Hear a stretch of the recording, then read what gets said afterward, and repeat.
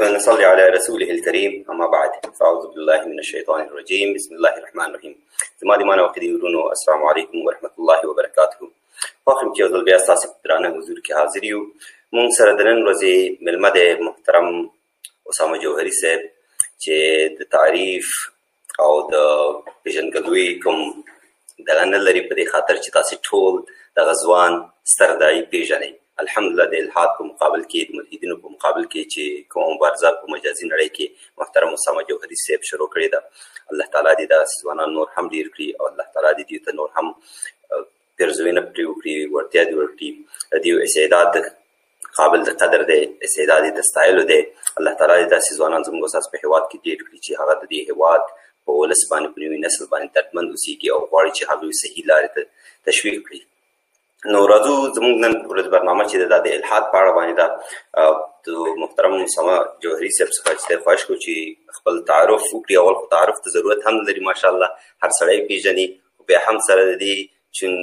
دغه به مراعات کړو چې کوم دوستان نه وي پېژندلی چې اسامه جوهري صاحب څوک دی نو دوی به یې وپېژني. محترم جوهري صاحب تاسو مهرباني وکړئ. بسم الله الرحمن الرحیم. ټول ناول تاسو ته او چې کوم ملګري دوستان په اوس وخت کې آنلاین دي او موږ ګوري هغې ټولو ورونو ته سلامونه وړاندې کوم چې السلام علیکم ورحمت الله. ډېره مننه تواب صاحب، الله دې ستاسو په عمر کې برکت واچوي. زما خو خپله په علمي میدان کې څه خاص هغه امتیازات او دغه نشته دی او خدمات چې څه مې کړي وي، خو البته یو څو ټکي هم د الحاد او د اخلاقیاتو په موضوع کې لوستي دي، مطالعه کړي دي او کله نه کله ستاسې مخې ته وړاندې کوو. زه خپله چې دی تجارت کوم او اکثره وخت زه جده کې یم، نو تجارتي مصروفیاتو سره سره بس د خپلو ورونو سره د سوشل میډیا او د فیسبوک له لارې اکثر مخاطب کېږو. ډېره زیاته مننه. مونږ مو تل څارو، تل هم ستاسې د لیکنو څخه چې دی خوند اخیستی دی، ډېر څه مو ورڅخه زده کړي دي چې نو کېدای شي عمر کې درڅخه زیات هم وي، خو بیا هم ستاسو د لیکنو څخه ډېر څه مو زده کړي دي. الله تعالی دې تاسو ته توفیق درکړي په دې لار کې. الله تعالی دې زموږ او ستاسې کوم د حق داعیان چې دي الله تعالی دې ډېر کړي او موږ باور دوستان دا تاسو د لایف ویډیو در سره شریکه کړئ تر څو نور دوستان هم راشي موږ سره په دې پروګرام کې برخه واخلي او خپل نظرونه موږ سره شریک کړي. که کومه پوښتنه لري د الحاد په اړه باندې نو د محترم اسامه جوهري صاحب څخه یې مطرح کولی شي، اسامه جوهري صاحب ورته ځواب ورکړي. راځو محترم جوهري صاحب، الحاد یعنې څه؟ محترم ورور تواب صاحب، الحاد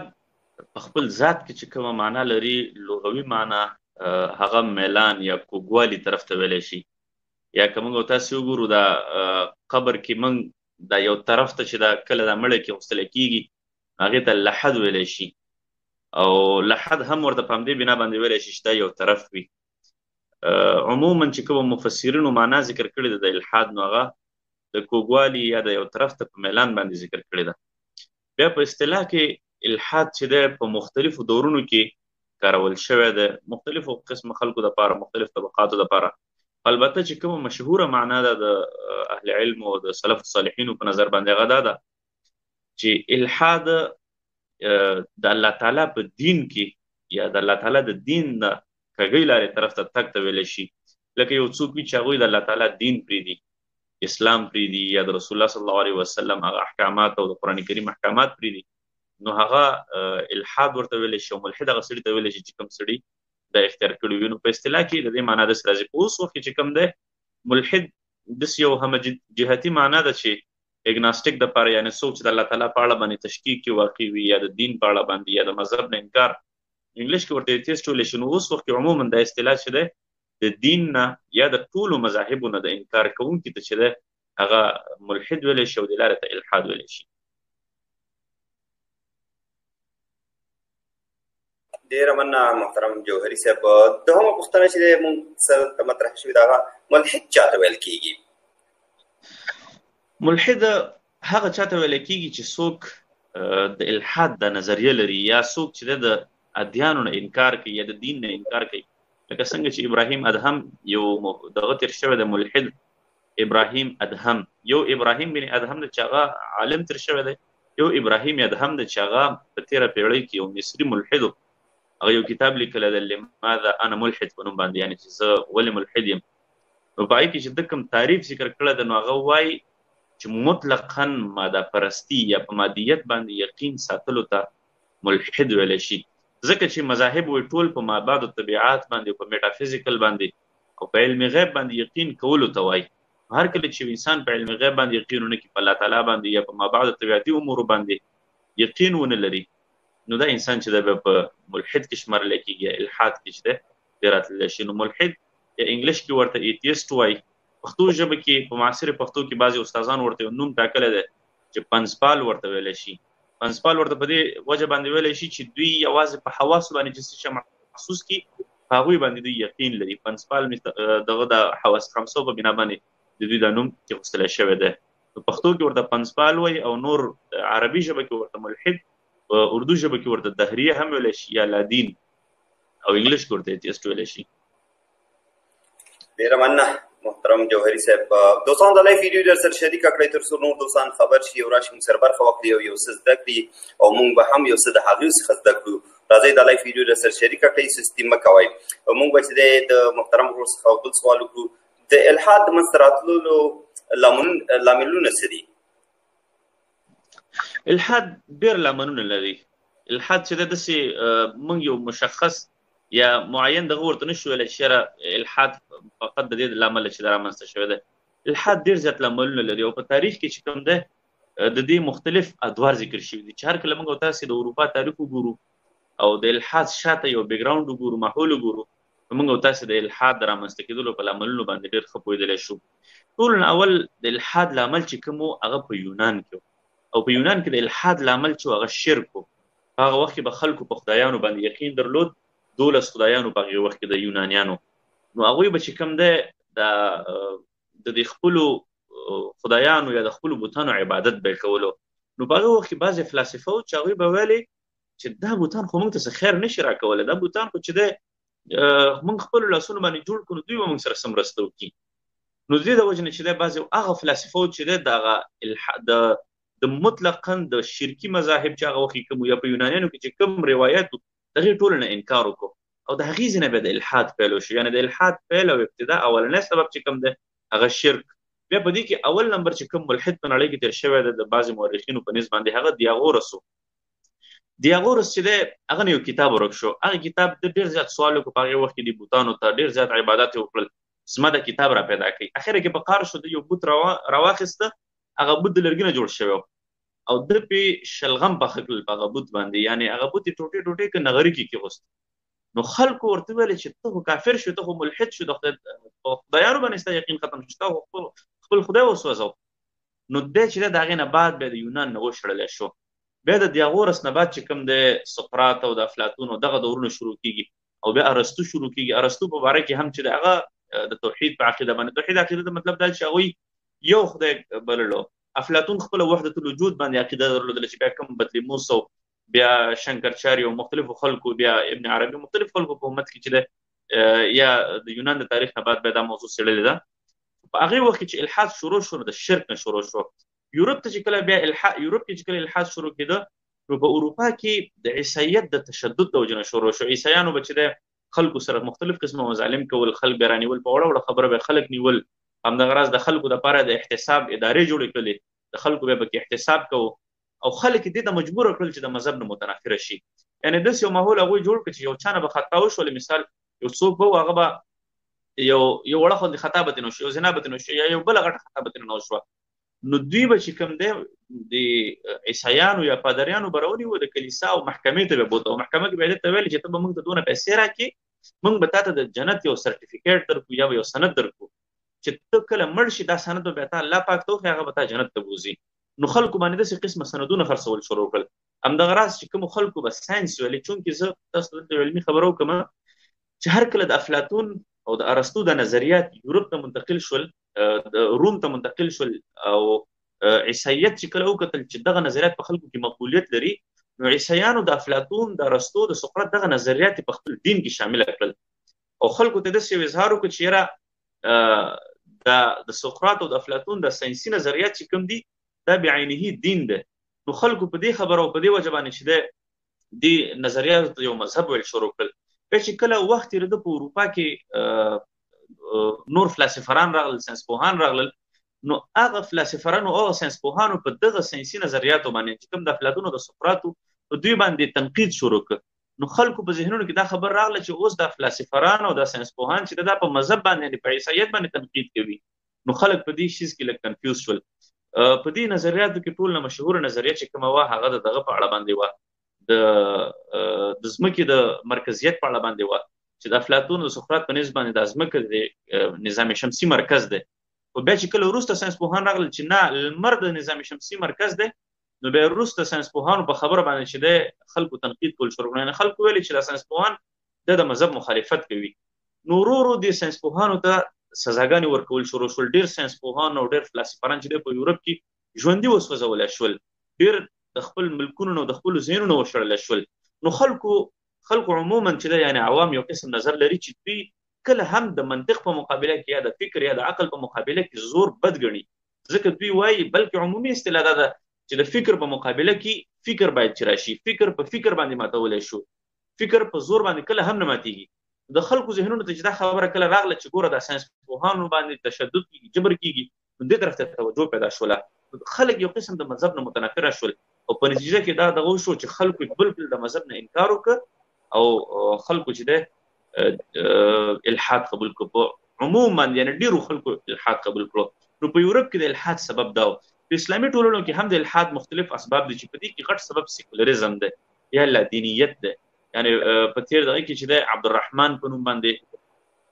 یو ملحد تیر شوی دی، په دغه کې عبدالله القسیمی په نوم باندې تیر شوی دی. په اسلامي نړۍ کې دا ابتدایي ملحدینو. یو خو هغه فلسفو کې چې د بعضې خلک تیر شوي چې هغوی الرواندي په نوم باندې هغوی الحادي یا د فلسفې نه متاثره شوي د غرب، نو ځکه هغوی الحاد قبول کړه. یو په اوس وخت کې چې دا کوم الحاد دی نو دا د غرب نه راغلی نظریه ده. په اسلامي ممالکو کې زما په فکر باندې د دې واحده وجه دا ده چې خواهش پرستی ده او د خلکو خپل هغه نفس پرستی ده. ډېره مننه جوهري صاحب. ستاسو په اجازه باندې به چې دلته د دوستان راغلي دي، دغه دوستانو څخه به چې یو دوه پوښتنې راواخلو، د هغې څخه وروسته موږ بیرته نورو پوښتنو ته ځو. اول به چې د محترم مظلوم ملا سواز ته ورشو. مظلوم ملا سواز صاحب مهرباني وکړه که تاسو کوم پوښتنه لرئ د جوهري صاحب څخه مطرح کولی شئ. موضوع چې دی د الحاد په اړه باندې کوشش وکړئ دوستانو چې د موضوع په اړه باندې چې پوښتنه وکړئ. مظلوم ملا سواز فکر کوم هغه لږ چې مصروف دی. موږ په نوبت ورکړو. السلام علیکم ورحمت الله وبرکاته. آواز مې درځي وروره؟ بله آواز شته دی. اوس آواز مې درځي درته؟ بله آواز شته دی. دلته لږ څه د انټرنیټ ستونزه ده په دغه وجه. بیا هم السلام علیکم ورحمت الله وبرکاته. عبدالله وروره تا ته او محترم میلمه ته او درنو لیدونکو ته ارکلای وایم. ډیره ښه موضوع ده. داسې یو موضوع چې واقعا نن سبا زموږ ډیر مسلمانان بعضې هغو بېدینو یا د هغو ملحدینو په شک او په تردید کې اچولي دي. هغه مسلمانان چې هغوی سره د اسلام علم ډیر په کمه کچه ورسره ده. نو زما یوه پوښتنه د محترم جوهري صاحب نه دا ده چې آیا وجه څه ده نن چې موږ وینو په سوشل میډیا اکثره د الحاد د کفر ډېر تبلیغات په شدت سره روان دي او یو تعداد په تعصب سره ووایم چې زموږ مسلمانان دغه شي ته مخه کړې ده. د دې اصلي علت څه شی دی؟ دا څه انګیزه لري چې د مسلمانان دې طرف ته روان شوي دي؟ څنګه کولی شو چې د دغو خلکو مخه ونیسو؟ په څه شکل کولی شو چې د دوی تبلیغات موږ ناکام کړو؟ مننه که دغه ته جواب ورکړي. السلام علیکم. ډېره مننه. ډېره مننه محترم ورور. زمونږ درېیمه هم همدغه وه. نو دغه کې به دا زمونږ پوښتنه هم ځواب شي محترم جوهري صاحب. زمونږ درېیمه پوښتنه څنګه کولی شو د الحاد په وړاندې اغېزمنه مبارزه وکړو؟ نو هغه پوښتنه چې دی مظلوم ملا سواز وکړله، مهرباني وکړه. نو محترم ورور، په اسلامي ممالکو کې خصوصا په د سوشل میډیا کې چې په اوس وخت کې دا کوم الحاد روان دی، عموما الحاد ګوره په دوه ډوله باندې په اسلامي ممالکو کې روان دی. یو الحاد بالمجموع په یو نظام کې روان دی، یعنی یو سیکولر سټیټ جوړول، یو سیکولر ریاست جوړول، یا کیپیټالیزم باندې عمل کول، یا مثال خبرې داسې یو بل فیمینیزم باندې، مطلقا یا هیومنیزم باندې عمل کول، انسانیت پرستی باندې. دا مطلقاً الحاد کې شمارل کېږي. یو دا په غټه سطحه باندې اجتماعیت باندې روان دی، یو الحاد په فردي ډول باندې روان دی چې کوم ته تاسو اشاره وکړه چې دا په دې فیسبوک باندې یا په سوشل میډیا باندې اول نمبر باندې هغه خلک باید چې ذکر کړو چې کوم خلک الحاد لپاره مبارزه کوي، چې هغوی کوم خلک دي. په دې کې خو یا هغه خلک دي چې دوی د آبا او اجدادو نه د کمونیزم رئیستونو نه چې د خپل آبا او اجدادو نه دوی سره د مذهب یا د دین تعصب وي. دوی په زړونو کې چې کوم د ملا د خولۍ د ګیري د سپین لباس د دوی په زړونو کې بلا وجه تعصب وي. بس هسې ورته دا خلک ناکامه خلک او دا خلک ورته بې فایدې خلک او اضافي خلک ښکاره کېږي. یو قسم خلک وي چې هغوی هند ته تللي وي یا بل ملک ته تللي وي چې هلته دوی پناه اخیستې وي او دوی د الحاد دپاره مبارزه کوي د دپاره چې تر څو هغه خلک دوی ته نیشنلټي ورکړي. دوی په مختلفو ممالکو کې چې کوم د کیسونه واچي د دپاره چې خلکو ته وښیي د هغوی خلکو ته چې ګوره موږ د الحاد دپاره کار کوو یا موږ مثال له خبرې دغه مبارزه کوو، نو موږ هلته په افغانستان کې څوک نه پرېږدي، موږ ته اجازت راکړه چې موږ دلته لاړ شو. د دې غټ غټ مثالونه شته دی. زه اوس احتیاط د وجې نه نومونه نشم ذکر کولی. په دې کې غټې څېرې چې د موږ تاسو لیدلی شو د ښځو په شکل کې موږ تاسو لیدلی شو چې هغوی هند ته لاړل، کلونه هلته تېر کړل، څو ذلیل کیسونه جمع کړل او هغوی چې دی په دې خپل کار کې ناکامه شول. همدغه راز د الحاد دپاره چې دا کوم خلک مبارزه کوي په دې کې اکثر هغه خلک وي چې دوی چندې اخلي، هلته په دې باندې چندې راټولوي. د لیګ اف میلیټنټ ایتیسټ تنظیم دی یا نور تنظیمونه چې کوم دي هغوی ته دوی خپله مبارزه وښي، خپل کار ورته وښي چې ګوره موږ په خپل وطن کې داسې کار روان کړی دی، خدمت هم د الحاد دپاره روان کړی دی، نو تاسو موږ ته د دې لپاره فنډینګ وکړئ. په دې سلسله کې کال 2008 کې چې کوم دی د کوشان ستوري په نوم باندې یو ملحد و چې هغه ډېره مبارزه هم کوله او هغه اسرائیلو ته بیا لاړه او هغه چې دی $1.5 میلیون د خپل مبارزې دپاره اخیستي و. بیا هغه چې کوم دی دا ډالر یې په ټولو ملحدینو تقسیم نه کړل، یوازې په یوازې ځان ته وکړل، هماغې ورځې نه بیا ورک شوی دی. نو دغسې مختلف وجوهات لري. بعضې وخت یو سړی وي چې هغوی د ذهني یا د نفسیاتي وجوهاتو له امله چې د الحاد ته لاړ شي، هغه چې وګوري په خپلو سترګو باندې چې دا دومره جنګونه دي، تشدد دی او مشکلات دی او دا دی او دا دی او دا دی، دا خبرې یو قسم ته سیاسي کړي هغوی، نو هغوی د دې وجې نه الحاد قبول کړي. بیا چې هغوی کله په فیسبوک باندې خپلې مبارزې شروع کړي، نو چونکې هر یو سړی خو عالم نه وي، هر یو سړی خو چې د هغه په فیسبوک باندې د الحاد خلاف ماهره نه وي یا د الحاد هغه پروپاګنډو باندې دسیسو باندې نه پوهېږي، ذهنونه اکثره خالي وي یا ذهنونو سره دې په باره کې علم نه وي،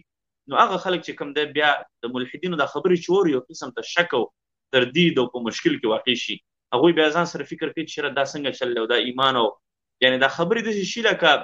یو ته چې یو ماشوم چې دی په یو شک کې واچوي، یو ماشوم ته دوه قسمه خبره وکړي، یو پیراډاکس ورته ورکړي چې دا به څه وي او که دا به څه وي، هغه ماشوم په شک کې شي. نو همدغه راز چې کله د ملحدین مبارزه کوي، نو زیاتره ځوانان داسې وي چې هغوی دیني علوم نه لري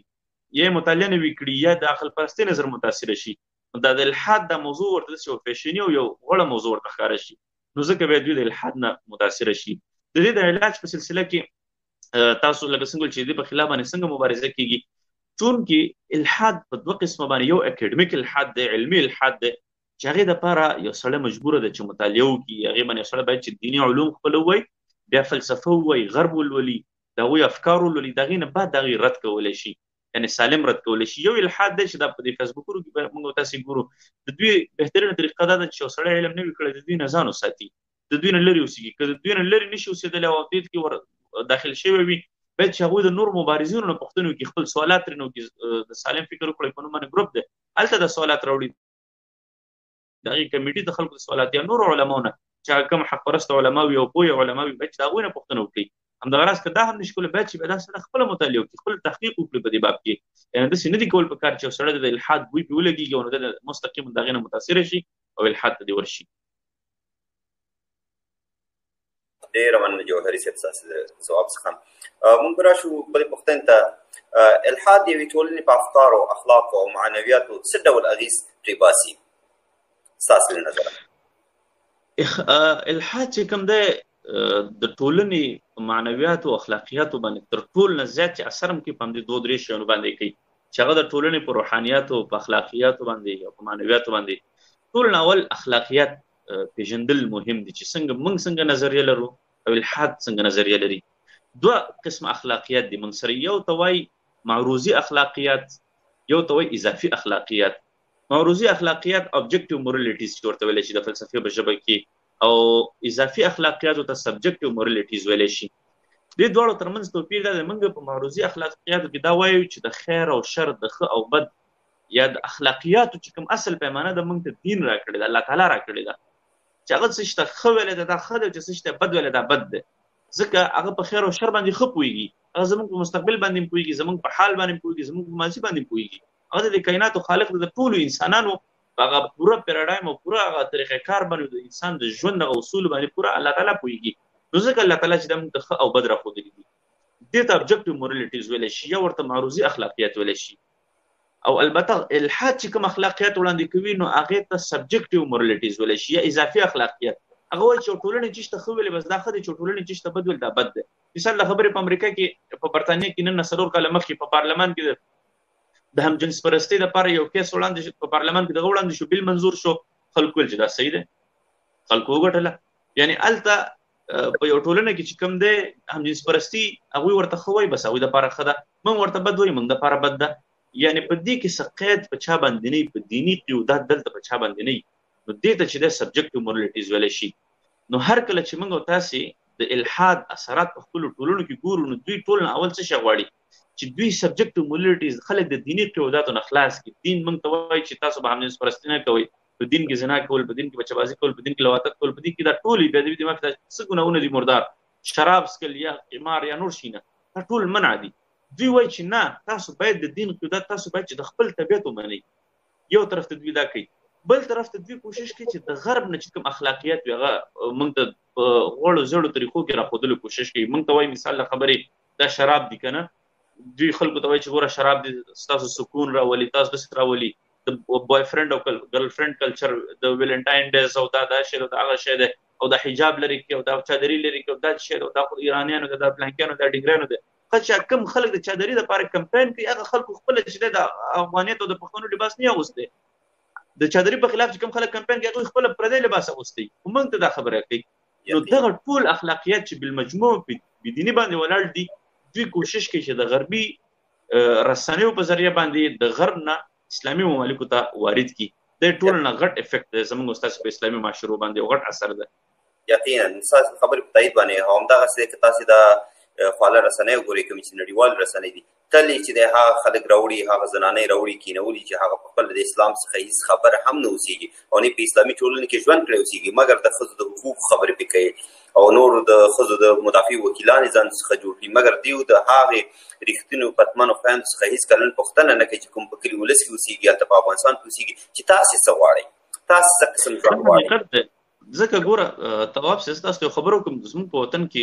ما ډېر سیکولران داسې کتلي بېدینه خلک دي چې هغوی پوهه لري، علم لري، په دیني باب کې هم لري بعضې دي او بعضې په دنیوي باب کې هم لري، خو بیا هم په افغانستان کې د امن سفیر چې ته وګورې څوک چې دوی د امن سفیره کوي، ډم سړی به د امن سفیره کوي یا یو ډمه به زنانه به هغه به سندرې وایي، بې حیا او فحاشي به خورئ، هغه به د امن سفیره شي. ښه که تاسو چېرته واقعا د امن دپاره د حقوقو دپاره کار کوي بیا خو یو سم سړی منتخب کړي. دوی دغسې شیونه ټول عمر منتخب کړي دي او دغه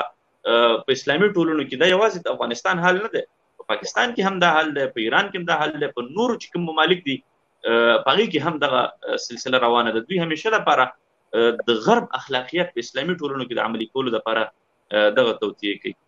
یقینا او همداسې دی د ښه دغه دپاره مثال دپاره موږ او تاسې د سیما سمر هم اخیستلی شو، کومه چې د 14 کلونو لپاره د حقوق بشر نماینده پاتې شول په افغانستان کې. آیا دلته قحط رجالو دلته چې نورې داسې دینداره ښځې وجود نه لرو په دغه هېواد کې یا تعلیم یافته خلک وجود نه لرو چې 14 کاله په د یوې څوکۍ باندې دیو د لاسله د دې رابطه چې د شولیانو سره هم د خپل د شولیانو سره هم رابطه وه او وروسته بیا د خلیلي او دې خلکو سره هم رابطه وه. دا د کابل په جنګونو کې یا د افغانستان په داخلي جنګونو کې دا هم یو جهت و یو طرف و، هغه یې راوړل، هغه یې دلته د حقوق بشر په نوم باندې 14 کاله په یوې څوکۍ باندې کېنوله چې تاسو په خپله نتیجه ولیدله چې نتیجه یې څه شوله. نو رب دې ورحمېږي. بلې پوښتنې ته راځو محترم جوهري صاحب، موږ من حیث یو مسلمان ملت د الحاد په وړاندې په څه ډول غبرګون مکلف یو یو مسلمان ملت په حیث باندې؟ همیشه دپاره تواب صاحب چې په تاریخ کې که موږ تاسې وګورو ډېرې فتنې راغلي دي، ډېر معتزله تېر شوي دي په اسلامي تاریخ کې. که وګورو په اسلامي تاریخ کې د غربي فلاسفو نه متاثره شوي خلک تېر شوي دي، په اسلامي ممالکو کې مختلف قسمه فرقې تېرې شوي دي، خو د علما کرامو منهج او طریقې کار په هغه وختونو کې هم دا و چې د هغوی په وخت کې به کومه غټه فتنه وه دوی به ټولو نه زیات کار د هغې فتنې په خلاف کولو. متاسفانه په اوس وخت کې دا شی ډېر کم لیدلی کېږي. په اوس وخت کې مسلمانان ټول نه اول مشکله خبر دا ده چې خپلو منځونو کې سره په وړو وړو مسایلو باندې اخته شوي دي، په وړو وړو مسایلو باندې بحثونه، په وړو وړو مسایلو باندې چې د یو بل باندې ټاپې لګول، یو بل نه نفرت کول، د یو بل په خلاف کار کول، دا یو غټ مشکل دی او د بې اتحادي او د زمونږ او ستاسې د ټولنې د تخریب دپاره چې دی دا یو غټ سبب جوړېدلی شي. په ټول اول زما په نظر باندې په کار دا ده چې موږ او تاسې خصوصا دا ټول چې کوم ملت د ځوانان دي دوی د دې افکارو په خلاف باندې پوهه ترلاسه کړي. ډېر خلک دي چې هغوی په اردو ژبه باندې پوهېږي، ډېر افغانان دي چې هغوی په انګلیش ژبه باندې، په فارسي ژبه باندې پوهېږي، په عربي ژبه باندې پوهېږي. ټول اول مسؤلیت دا جوړېږي چې دا پښتو ژبه موږ او تاسې باید چې مستغني کړو، لږې مالداره کړو په دې کتابونو باندې د الحاد خلاف یا د دغه بېدینه افکارو خلاف چې کوم کتابونه دي شروع د دې ځای نه وکړو تر څو خلکو ته مواد چې دی مهیا شي، خلکو ته موږ او تاسې مواد وړاندې کړی شي چې ګوره تاسو دغه نظریات دلته ولولئ چې د الحاد خلاف باید موږ څنګه نظر ولرو، په دین او بېدیني کې څه فرق دی، په الحاد او اسلام کې څه فرق دی، په عقلي لحاظ سره، په منطقي لحاظ سره. نو ټول نه اول حق دا جوړېږي د یو ملت په حیث باندې باید چې موږ او تاسې په پښتو ژبه کې د الحاد خلاف موږ او تاسې کتابونه او علمي مواد دغه کړو. دویم نمبر باندې لازمه خبره هغه د علماء کرامو مسؤلیت ده. باید چې علماء کرام دې موضوع ته ډېره توجه وکړي، خصوصا هغه خلک چې هغوی نن سبا په عصري علومو کې بوخت دي. باید چې د هغوی هغه مایند سیټ، د هغوی هغه ذهن، د هغوی هغه فکر جوړ کړي چې هغوی د دیني علوم یا عصري علوم ووایي. دا په دې کې شک نشته ده چې دا عصري علومو ته په دې وخت کې په اسلامي ممالکو ته ټول نه زیاته اړتیا لیدل کېږي چې هر کله دغه ځوانان عصري علوم وایي، متاسفانه په بعضې وخت کې دوی په مختلف قسم افکارو کې هم ورسره دخیل شي یا مختلف قسمه طرفونو ته دوی رجحانات زیات شي. نو علما کرامو ته پکار ده چې دغه خلک دغه د دوی ته سمه لاره وښیي تر څو دوی هم عصري علوم په سي طریقه ویلی شي او هم چې دی دوی یو ښه مسلمان واوسېږي، یو مؤمن واوسېږي، د دوی په زړه کې هغه ایمان وي، د اسلام هغه کنسپټ وي، هغه نظریه وي. نو هغه وخت کې چې دی موږ او تاسې کولی شي چې دا ټولنه بالمجموع د الحاد خلاف مبارزه وکړي. همدغه راز د الحاد خلاف د مبارزې لپاره بله لازمه خبره ده چې سیمینارونه جوړ شي، یا دغسې قسمه سټوډیو چې څنګه د ستاسو سټوډیو ده، نورې سټوډیوګانې، یا په دې سوشل میډیا باندې دا ځوانان چې د الحاد خلاف مبارزه وکړي. که نشي کولی چې کوم خلک د الحاد خلاف مبارزه کوي باید چې د هغوی پوسټونه نشر کړي، هغوی سره په دې کار کې مرسته وکړي، خلکو پورې د آواز ورسوي تر څو پورې موږ او تاسې وکړلی شو چې خلکو ته دا د حق دعوت ورسوو. یقینا ډېره زیاته مننه محترم جوهري صاحب. دوستانو ستاسې د ټولو سلامونه ته علیکم السلام ورحمت الله وبرکاته. او ستاسې میسیجونه موږ ته دلته ښکاري. جوهري صاحب فکر نه کوم که ستاسې میسیجونه به هلته ورته ښکاري، ځکه تاسې عام کامنټ کوئ، هغې ته که چېرته شخصي کامنټ هم کړی وي هغې ته کیدای شي هلته بې معلوم شوی وي. خو په هر صورت د جوهري صاحب په استازولۍ باندې به چې زه تاسو ته علیکم السلام ورحمت الله وبرکاته یم، نو جوهري صاحب ته به هم ستاسې سلامونه ورسوو. جوهري صاحب دوستان اکثره دوستان تاسو ته السلام علیکم ورحمت الله وبرکاته ویلی دی. او که دوستانو که تاسې کومه پوښتنه لرئ، که سټوډیو ته نشئ کولی چې راشئ خپله پوښتنه مطرح کړئ، تاسې کولی شئ د کامنټ د لارې نه چې دی تاسې پوښتنه وکړئ، مطرح یې کړئ. زه چې دی هغه دلته په سکرین باندې راوړم، جوهري صاحب ستاسې پوښتنه پخپله لیدلی شي، تاسې ته ځواب درکولی شي. دلته دا بل ورور راغلی دی فهیم احمدزی صاحب راغلی دی، دغه به راپورته کړو، د دغې نظر به واخلو، که پوښتنه لري پوښتنه به مطرح کړي، که خپل نظر لري نظر به موږ سره شریک کړي. ستړی مه شي، بخیر راغلی احمدي صاحب. السلام علیکم. مننه. وعلیکم السلام علیکم ورحمت الله. جناب تواصل تاسو ته او استاد محترم جوهري صاحب ته ډېر سلامونه. زما شخصا څه نظر په الحال نه لرم، خو یو سوال مې و هغه د جوهري صاحب نه چې د الحاد د افکارو د دوی د ملحدینو د اعتراضاتو لپاره داسې معتمد مرجع د عصري علومو د شاګردانو یا د دیني علومو د شاګردانو لپاره په پښتو ژبه کې خاص کر او یا په اردو ژبه کې داسې کوم دي. او بل یو سوال د جوهري صاحب د کتاب د چاپ په اړه باندې و چې هغه چاپ شوی یا نه دی چاپ شوی او کله به چاپ کېږي له خیر سره. ډېره مننه محترم ورور. ټول اول خبره ځوانانو دپاره خصوصا زه تاسو ته دا خبره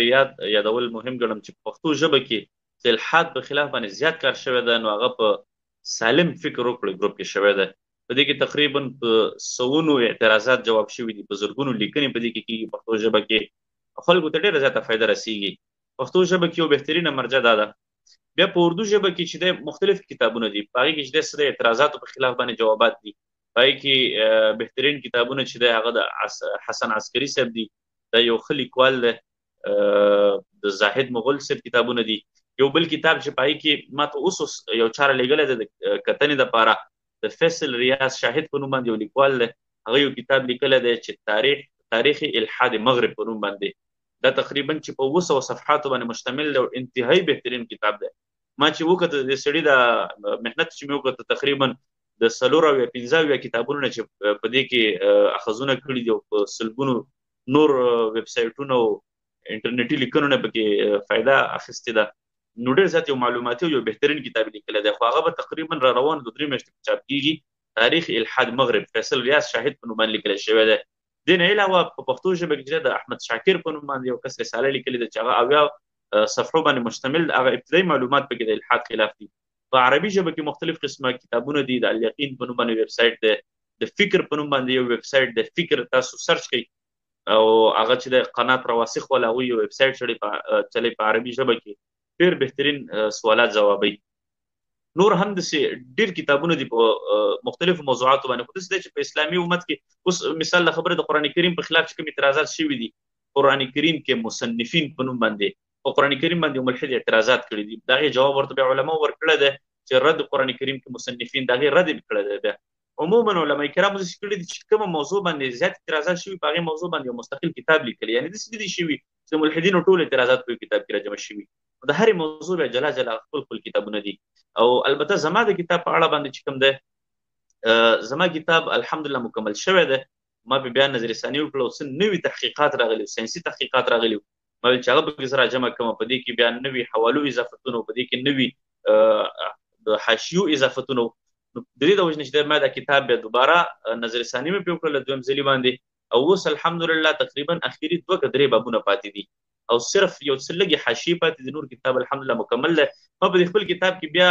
کوشش کړی ده چې دا موضوع ټوله ما یو په اختصار سره راټوله کړې ده. په دې کې ابتدایي بحثونو کې چې دی د الحاد د لغت او د اصطلاحي تعریفات او لغوي تعریفات او نور چې کوم اقوال دي د په باره کې د مغربي علماو دا مې راخیستي دي. بیا مې ورپسې د الحاد تاریخ راخیستی دی، اسباب مې راخیستي دي، په اوس وخت کې د ملحدینو اقسام مې راخیستي دي، په اسلامي ممالکو کې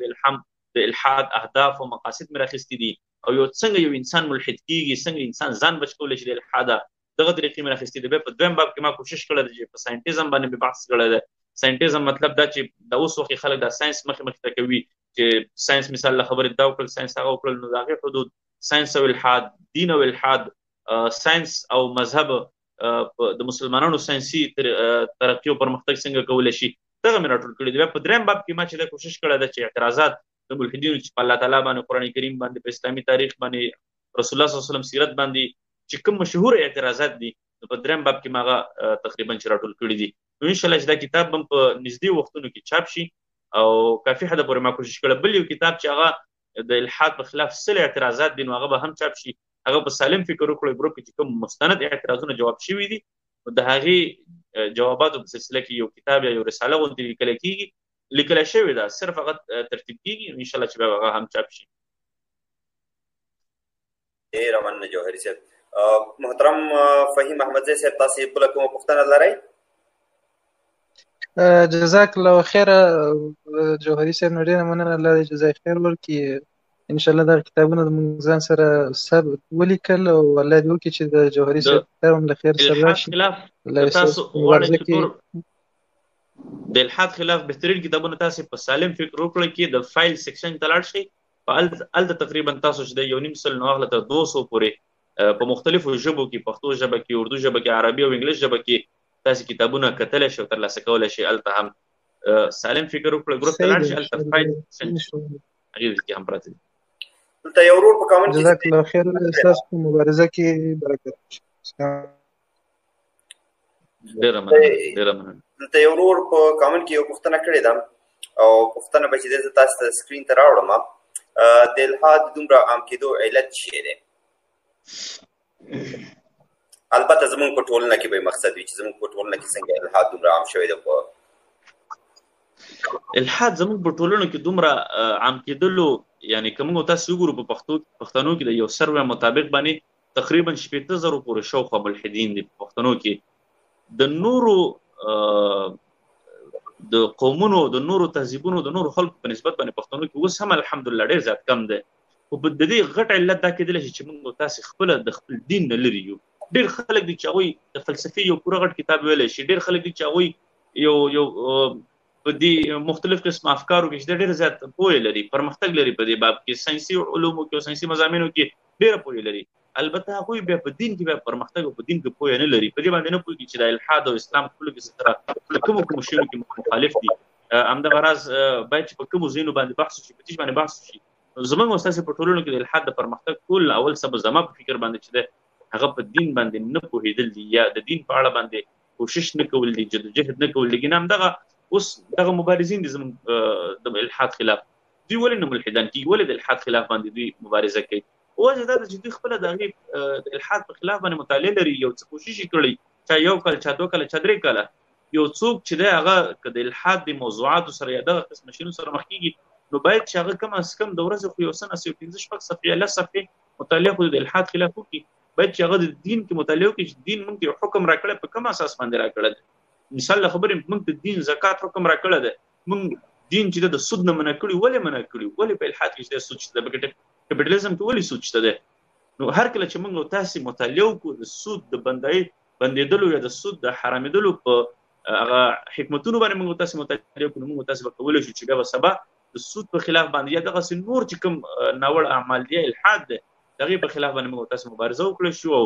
موږ تاسې چې دا جواب وویلی شو. متاسفانه سود چې دی زموږ او ستاسې په ټولنه کې هم ډېر عام شوی دی او چېرته چې کوم یو سپین کالي اغوستي اوسېږي او تجار اوسېږي، دغه اوسېږي، متاسفانه د مسجد په اول صف کې به مو ولاړ اوسېږي، خو په دغه مرض باندې به اخته اوسېږي. بلکل تواب صاحب، بلکل زما مقصد دلته دا و چې هر کله چې موږ تاسې د یو څیز په اړه باندې د اسلام له نظره، اسلامک پوینټ اف ویو نه مطالعه وکړو، د اسلام له نظره په یو څیز باندې مطالعه وکړو، نو موږ تاسې کولی شو چې هغه څیز په خلاف باندې موږ تاسې یو موقف اختیار کړو او قوي دلیل وویلی شو. ډېره مننه جوهري صاحب. دلته یو بل کس چې دا پوښتنه کړې ده، زه به دا پوښتنه هم دا نه ده الحاد چې موږ د کومې لارې د نوي نسل مخه نیولی شو، الحاد په خلاف یعنې چې موږ کوم څنګه کولی شو چې مخه ونیسو د نوي نسل مخه د الحاد په وړاندې؟ دې لپاره خو مخکې هم ما اشاره وکړه چې د بهترینه لاره دا ده چې اول کتابونه ولیکلی شي. هر کله چې یوه ژبه په یو اکاډمیک مواد باندې یا په یو علمي موادو باندې موږ تاسې مالداره نه کړو، خپله ژبه مالداره نه کړو، نو خلکو دپاره موږ نه شو ویلی. اوس ګوره د ورور پوښتنه وکړه چې په پښتو ژبه کې کوم کتابونه دي. پښتو ژبه کې ما د الحاد خلاف باندې ټول 2-3 کتابونه کتلي چې ډېر تحقیق مې ورپسې کړی دی. نو متاسفانه چې هر کله موږ تاسې په خپله ژبه کې د الحاد خلاف کتابونه ونه شو لرلی،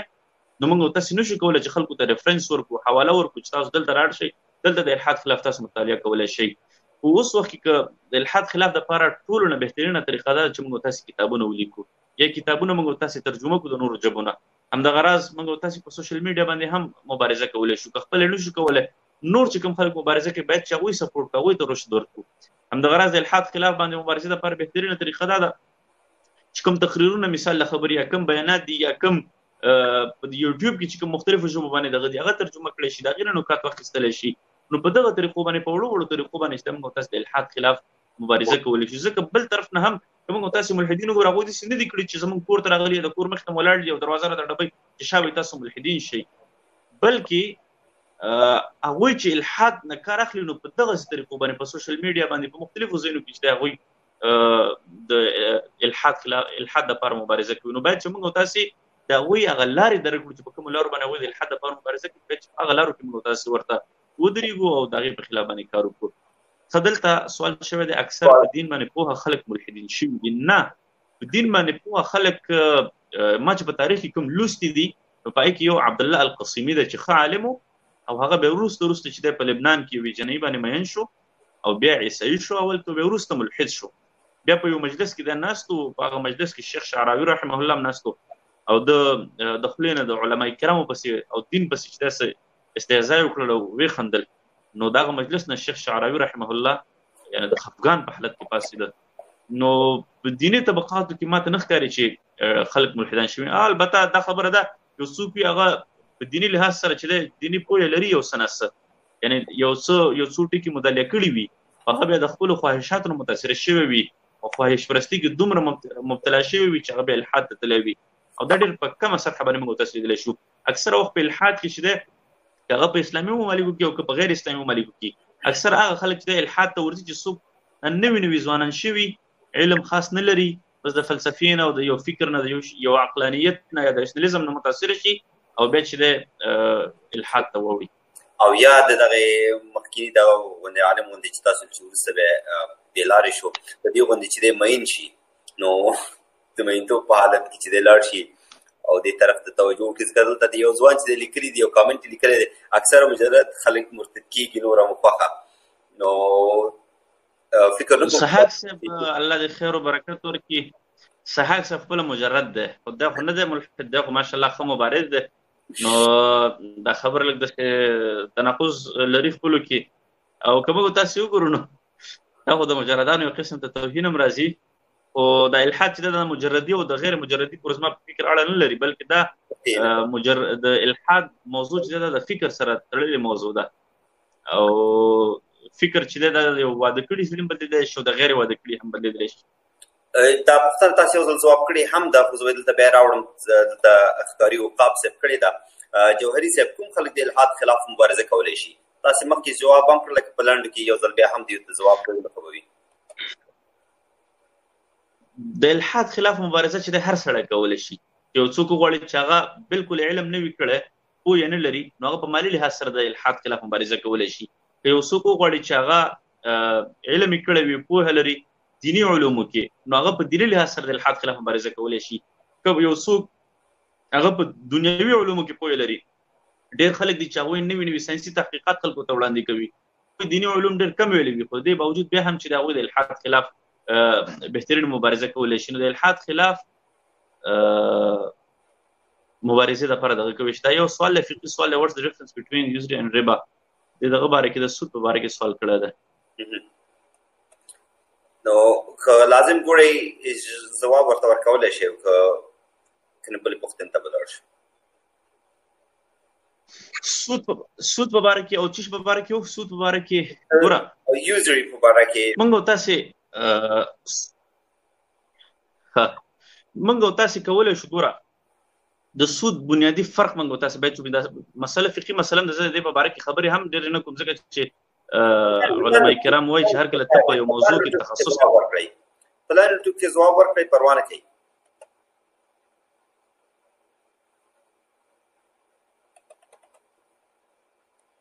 محترم عباس نظامي صاحب هم راغلی دی زه به اوس راپورته کړم او ستاسې په انټرنیټ کې لږ څه مشکل راغی محترم جوهري صاحب نه پوهېږم چې څه وجه ده خو تر هغې پورې به چې دی مونږ محترم مولوي صاحب عباس نظامي به راپورته کړو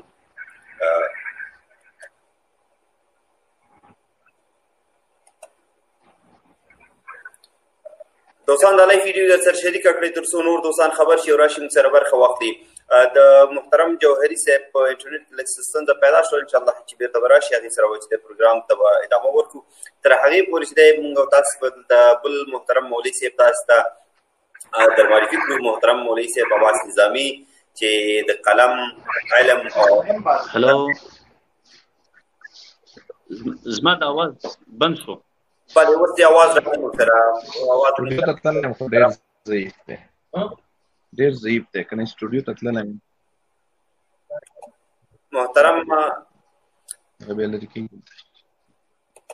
محترم جوهري صاحب ستاسې اواز مونږ سره شته دی زما اواز درځي بله ستاسې اواز مونږ سره شته ورور ښه د سود او د یوزوري باره کې دا کمې خور د سود په باره کې سوال کړی ګوره سود یوي استحصالي سود وي چې هغه په اجتماعي ډول باندې کېږي یوي هغه سود چې هغه مطلقا یو عام سود یا ربا چې قرآن کریم کې ورته ویلی شي هغه سپیلنګ غلط لیکلی او نو زه دغه باندې حیران شوم دا څنګه هغه اصل کې USURY دی نو سود چې کوم دی ټول ناول د سود یو عام دغه تاسو ته زه که بیان کړم مختصرو الفاظو کې هغه دا کېږي چې په سود کې مالدار خلک نور هم مالداره کېږي او غریب خلک نور هم غریب کېږي مالدار خلک مالداري طرف ته ځي او غریبان خلک غربت طرف ته ځي که هغه په ملکونو باندې وي او که په فردي سطحه باندې وي که په ملکونو کې موږ تاسو ګورو کوم ملک چې ګوره ډېر مالداره وي هغوی د MIF سره دغه وي یا خصوصا موږ تاسو کتلی شو چې غربي ممالک دي امریکایي ممالک دي چې دغه ریاستونه دي چې هغوی ورځ تر بلې پرمختګ کوي. البته اوس د په جانب مقابله کې اوس افریقایي ممالک دي هغوی چې د خپل ډېر ښه خام معدنیات لري، هغوی چې د تیل لري، زر لري، مختلف قسم شیونه لري، خو دې باوجود بیا هم هغوی چې د ورځ تر بله ښکته روانه دي. وجه څه شی ده؟ وجه دا ده چې په سود کې اصول دا دي چې غریب نور هم غریب کېږي او مالدار نور هم مالداره کېږي. دا د سود یو بنیادي دغه ده. بیا د دې شاته پوره تفصیل ده چې ولې یو غریب ملک چې دی هغه ورځ تر بله غریب کېږي او مالدار ملک ولې ورځ تر بله په سودي نظام کې مالداره کېږي. ډېره مننه محترم جوهري صاحب. چې دلته دوستان زیات دي، اوس دلته پوښتنې هم چې څه ناسو زیات شوي دي، دا پوښتنه به هم راپورته کړم دلته. آیا د ساینس لوستل انسان الحاد ته وړي؟ نه، بالکل د ساینس لوستل انسان الحاد ته نه وړي، بلکې زما په فکر باندې انسان چې، او دا زما فکر نه دی بلکې دا د لویس پاسچر او د نیوټن دا اقوال دي چې هر کله یو انسان لږ ساینس ووایي یا ساینسي علوم کې پرمختګ ونه کړي نو دا الحاد ته ځي. هر کله چې یو انسان پوره ساینس ووایي او په ساینسي علوم کې څومره پرمختګ کوي دغه به په دومره په الله تعالی باندې چې دی یقین زیاتېږي او په الله تعالی باندې به دومره هغه اعتماد چې دی زیاتېږي. په دې سلسله کې یو څو اقوال دي، ما ته دا کتاب لږ راوړه، ما دلته په خپل کتاب کې د مختلف اقوال را جمع کړي دي. زه غواړم چې تاسو سره شریک هم کړم چې د ساینس پوهانو خپل د دین په باره کې څه نظریات دي او څه شی وایي هغوی. دوستانو تاسو دا لایو ویډیو د سره شریک کړئ په ګروپونو کې، په خپل واتس اپ ګروپونو کې، همداسې په ټویټر باندې، انسټاګرام باندې، په فیسبوک کې، تر څو نور دوستان خبر شي او راشي موږ سره برخه واخلي او خپل نظرونه مو سره شریک کړي. کومه پوښتنه لري چې پوښتنه هم مطرح کړي. راځئ همیشه د سیاسي برنامې چې موږ په وړاندې وایي سیاسي برنامو کې برخه اخلئ. راځئ د الحاد په وړاندې په مبارزه کې هم برخه واخلئ.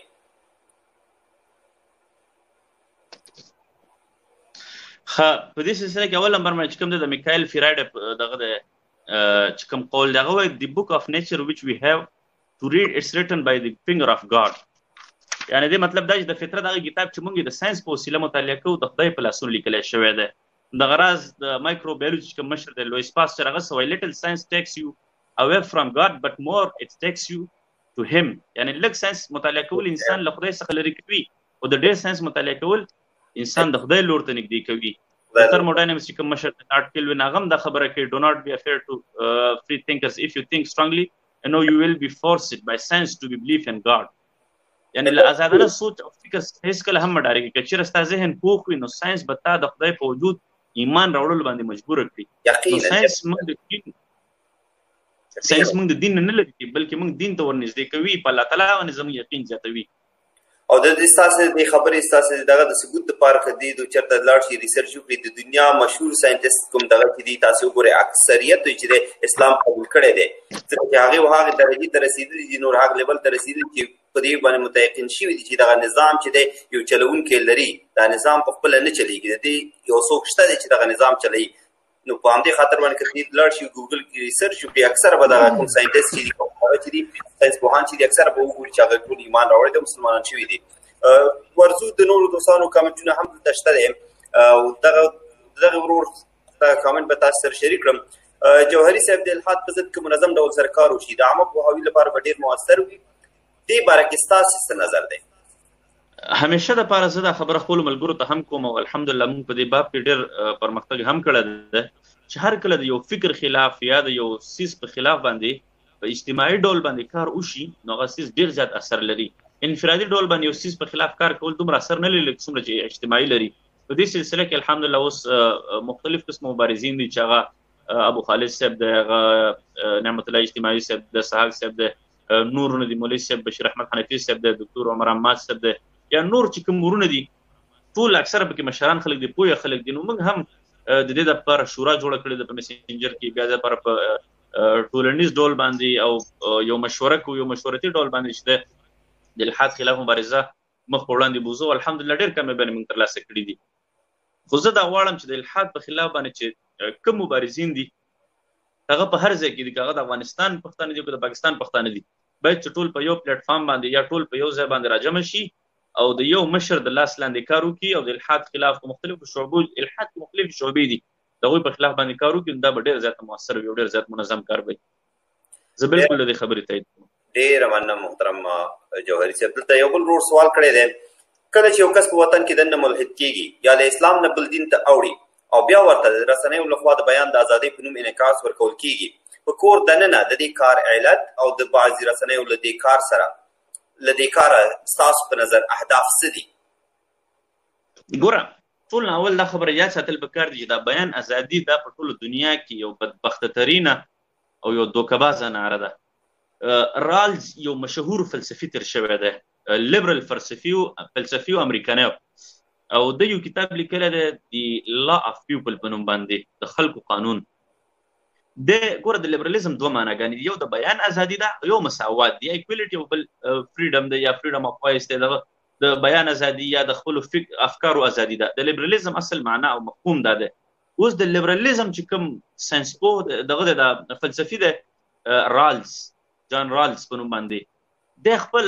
خپل کتاب کې د اسلامي نړۍ او د مسلمانانو په څلورو حصو باندې تقسیموي، یا د مذهبي خلک چې کوم مذهب منونکي خلک دي،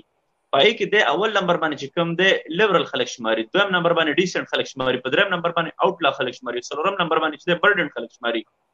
د دریم نمبر باندې هغه خلک دي چې دوی فنډامنټلیسټ دي، دوی بنیاد پرست خلک دي، یعنی دوی د اسلامي فکر او د اسلام د حاکمیت لپاره، د اسلامي نظام لپاره اواز پورته کوي. نو رالز وایي چې دغه دریم نمبر خلک چې څوک د اسلام لپاره اواز پورته کوي، د اسلام د حاکمیت لپاره چغه پورته کوي، دا خلک شوټ کوي، دا خلک ختم کوي، دا جیلونو ته واچوي. یعنې هغه په خپل کتاب کې واضحه دا خبره لیکي. هغه یو خیالي ریاست په خپل کتاب کې جوړ کړی دی، یو افسانوي شکل یې خپل کتاب ته ورکړی تر څو خلک په دې خبر باندې پوه شي. او بیا د رند کارپوریشن په دغه کې هم چې دی تحقیق کی، نو هغوی هم د مسلمانان په څلورو حصو باندې تقسیم کړي دي. اول نمبر باندې سیکولر خلک دي، بیا ورپسې ماډرن دي، بیا ورپسې ټریډیشنل خلک دي، بیا ورپسې چې دی فنډامنټلیسټ خلک دي، هغه خلک چې هغه بنیاد پرستان دي. نو دوی هم وایي چې فنډامنټلیسټ خلک یا فنډامنټلیزم والا خلک دا قیدونو ته واچوي، د دې اواز چپ کوي تاسو. نو دا د بیان ازادي دا شعار ده بالکل کاذب شعار ده. ته اوس یو څوک هم چې په یورپ کې چې دغه د اسلامي نظام لپاره اواز نشي پورته کولی، په دې کابل کې چې د څوک اواز پورته کوي، حکومت پرېږدي یا بل څوک پرېږدي نه پرېږدي. همدغه راز هر یو ملک یا هر یو حکومت یو خپل اصول معلوم وي. د بیان مطلقاً ازادي د دنیا په یو ګوټ کې هم نشته ده، د دنیا په یو ځای کې هم د بیان ازادي نشته ده. هر ځای کې د بیان ازادي ده دومره حده پورې ده چې د هغوی په اصولو کې دننه وي. نو دا کم خلک چې د بیان ازادي د مذهب د دین خلاف یا په اسلامي ملک کې ناست او د اسلام خلاف د بیان ازادي دغه ته ورکوي، دا د اسلامي قانون خلاف دی. لکه څنګه چې په یورپ کې یو څوک د ډیموکراسي خلاف راپاڅېږي، د ریبون په نوم باندې یو کس هغه د امریکا په فوت شو، هغه د چګوارا د عکس دلته لګولی و، ارنست چګوارا چې دا کوم انقلابي تر شوی و دغه سره کاسترو سره چې کوم ملګری و، دغه عکس په دې باندې لګولی و. بعضې وخت کې به چې د کمیونیزم لپاره خبرې کولې، امریکا هغه سړی د فوج نه وویسته،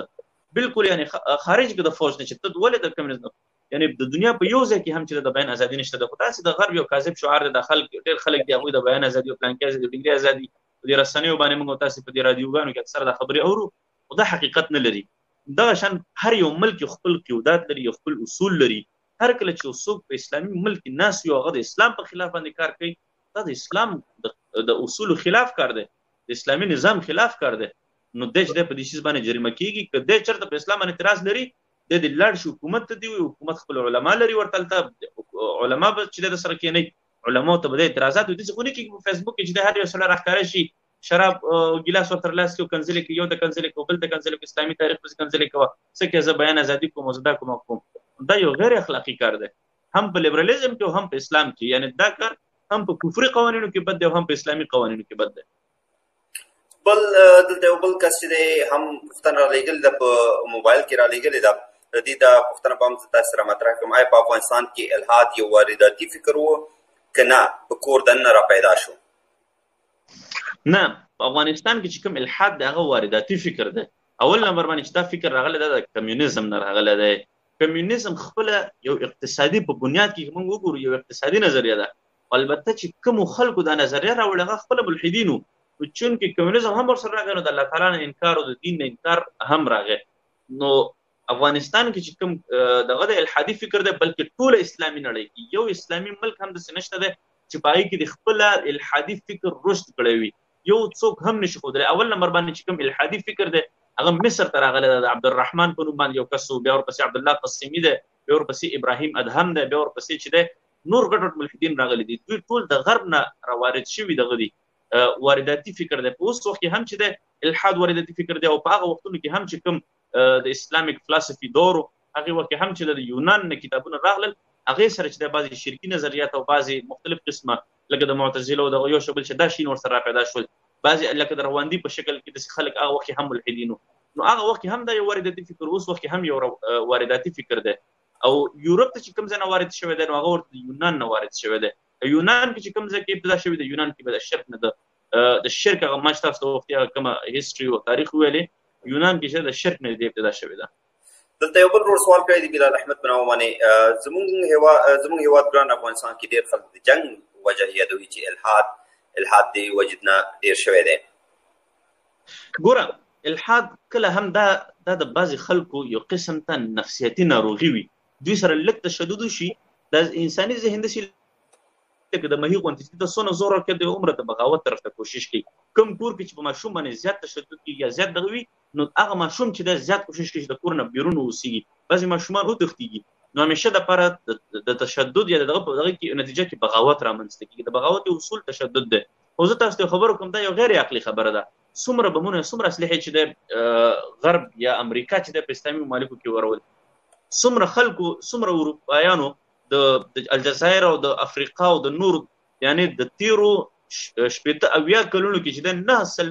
9 ممالکو باندې چې د امریکا تیرا کړه ده، امریکا ته ورغلي ده. ولې بیا خلک د امریکا خلاف راپاسېږي؟ ولې همدا ملحد بیا ولې نه وایي چې یورپ کې خلک ملحدین دي ځکه دوی دومره حملې کړې باید الحاد پرېږدم؟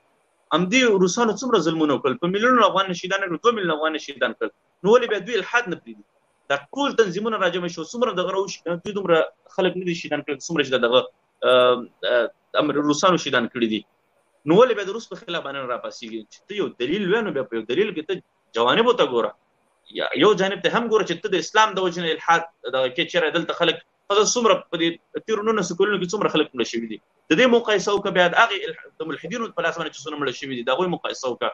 هغوی ته نه پلس چنده زیات دي. نو ته که چېرته بیا عقلي قضاوت په دې ځای کې کې بیا چې ته بیا الحاد په درجه اوله سره پرېږدې. په اوس وخت کې افغانستان د الحاد له ګواښ سره مخ دی او که نه؟ یو ورور دا پوښتنه کړې ده. افغانستان د الحاد د ګواښ سره بالکل مخ دی، او په افغانستان کې موږ تاسو وګورو نو موږ ته یو موروثي الحاد را پاتې دی، یعنی د تیرو 40 کلونو نه مخکې چې کوم الحاد و هغه راته پاتې دی. او بل په اوس وخت کې چې کوم دی د مابعد جدیدیت یا د پوسټ مډرنیزم چې کومه هوا او فضا ده اوس وخت کې په خلکو کې ډېره زیاته خوره ده، او غرب مسلسل کوشش کوي چې د خپلو رسنیو په ذریعه باندې د مختلفو قسمو انجیوګانو په ذریعه باندې د مختلف قسمو لارو په ذریعه باندې کوشش کوي چې دا خلک د دین نه واړوي، د اسلامي روحیه په خلکو کې ختمه شي. ګوره ډېر خلک دا پوښتنه کوي چې موږ کله ملحدین شو نو غرب ته پکې څه فایده ده؟ یعنې غرب ولې کوشش کوي چې د میلیونونو ډالر یا په بلیاردونو ډالر چې دا په اسلامي ممالکو کې لګي د الحاد دپاره؟ د دې بنیادي وجه دا ده چې هر کله ستا په زړه کې صدق پروت اسلام پروت وي نو ته به غواړې هم اسلام، ستا به هغه نظریه هم اسلامي وي، ته به د اسلام حاکمیت په خپله خاوره په خپل کور په خپل چې کوم چاپېریال دی په هغې کې غواړې. هر کله چې ستا دا کوپړۍ بدله شوه، دا نظریه دې بدله شوله، ته الحاد ته وختلې، بیا ته کله هم د اسلام دپاره او د اسلام د حاکمیت دپاره کوشش نه کوې، بیا به ته غواړې چې په الحاد ولاړ نظام د زما ملک راشي. نو غرب به اول کوشش کوو چې اسلامي ممالکو ته یا په نورو ممالکو کې چې کله دوی خپل کار کوي هلته به فوجونه لېږل، هلته به یو میلیټري دغه کوو اپریشنز به کول. اوس دوی هغه شي نه ډېر کم کوي ځکه دوی وایي چې ولې هلته خپل فوجیان تباه کوو، خپل فوجیان ولې خراب کوو؟ دوی اوس کوشش کوي چې هلته د خپلو فوجیانو نه مخکې خپل فکر ولېږه، ستا هغه فکر به چې دی هغه خلک دغه کړي بېدیني طرف ته به یې واړوي او خلک به چې د الحاد طرف ته وړي، او کوم کار چې ته په فوجیانو باندې کې په 100 چنده چې دی زیات هغه په فکر باندې ښه کېږي. نو هغوی اصل کې کوشش د الحاد دغه دا دی. نو په دې سلسله کې هغوی هم افغانستان کې هم غواړي چې د الحاد دپاره هغه خپل کوشش جاري وساتي، او د دې دپاره به انشاءالله چې مبارزه کوو د دې په خلاف انشاءالله. موږ سره دلته سټوډیو کې ځینې مېلمانه دي، د نظرونه به راواخلو چې دیو څه نظر لري یا پوښتنه لري، تاسو کومه پوښتنه مطرح کوي. زموږ نږدې دوست او زموږ همکار او مرستیال د شهادت لایف ټي وي محترم سلیمان احمدي صاحب هم راغلی دی، موږ سره دلته په سټوډیو کې دی.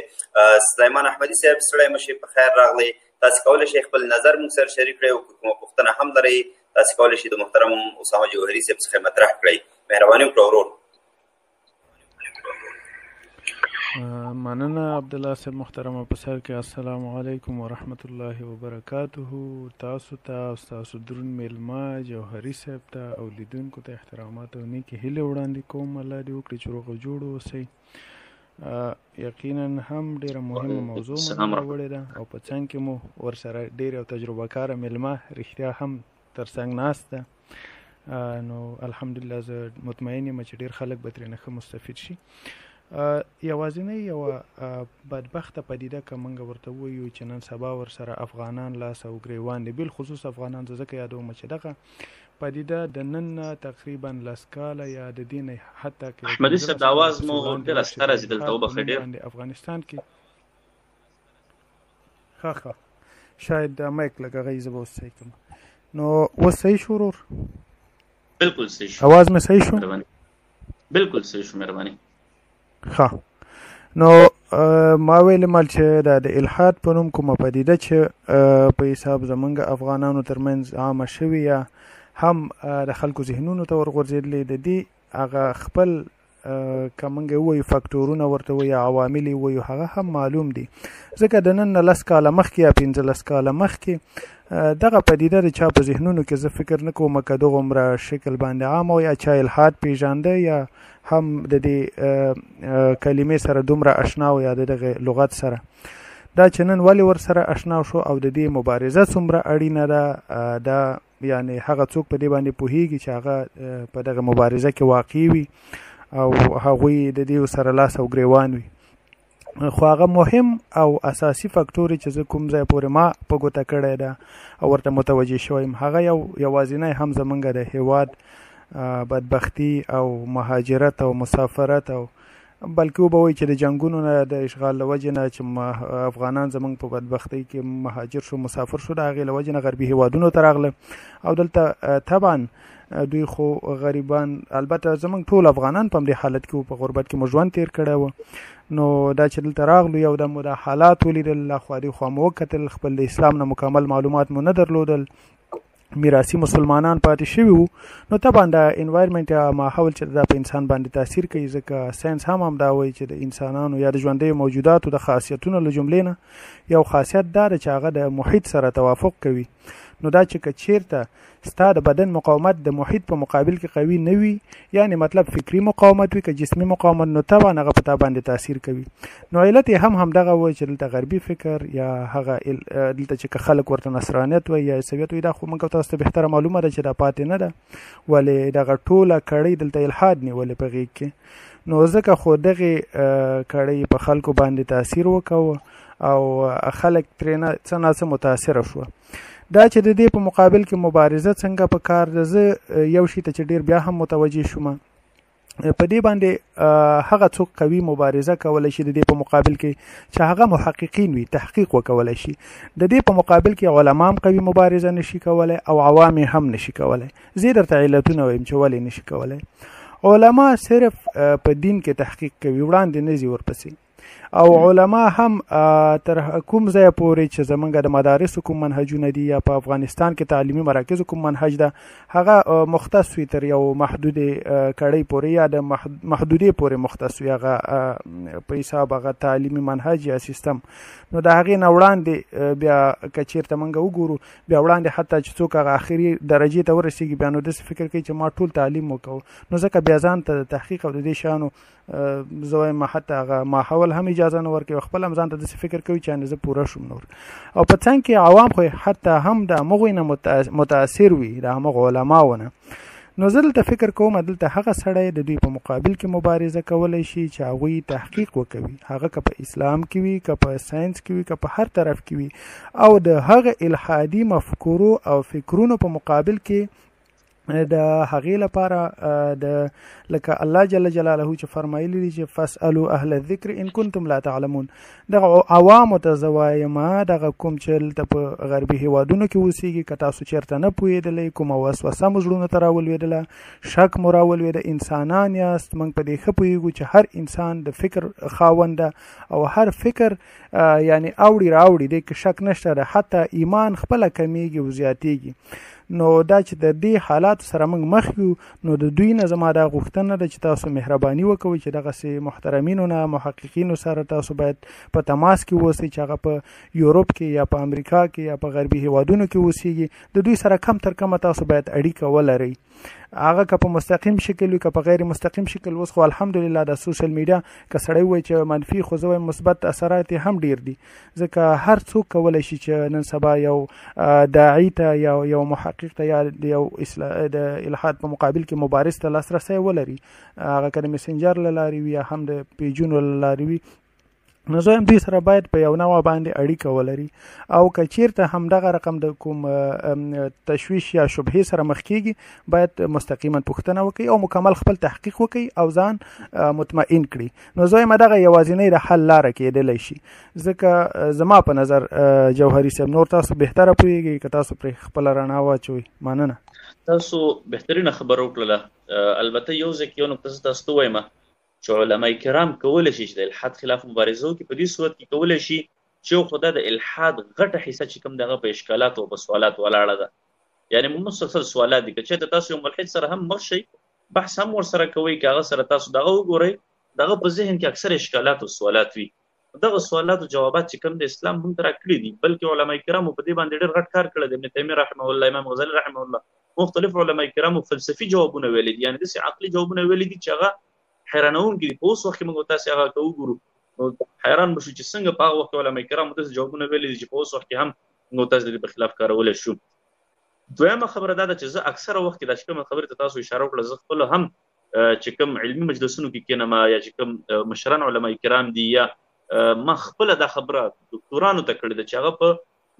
شرعي علومو کې اسلامي علومو کې دکتورا په رسېدلي ما ورته ویلي چې تاسو باید انګلیش ژبه یاده کړئ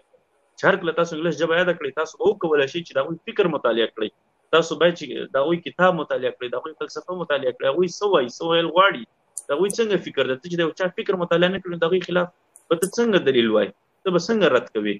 نو ځکه چې د هغوی ته اکثر هم زه دا خبره کومه نو هغوی هم کولی شي. بله خبره تاسو د محققینو په اړه باندې وکړله تحقیق په اړه باندې تحقیق دپاره هم بیا لازمه دا راځي چې یو سړی اقلا اسلامي علوم یو څه ابتدایي علوم خو ووایي چې تر څو پورې هسې نه چې هغه په غربي افکارو کې تحقیق کوي او هغه سره په ذهن کې اسلامیک میټیریل اسلامي مواد یا اسلامي علوم نه وي او هغه هماغه د غربي موادو تحقیق سره سره هماغې موادو خپل شي او د هغې نه متاثره شي. نو ستاسو د خبرو په تایید باندې اوس وخت کې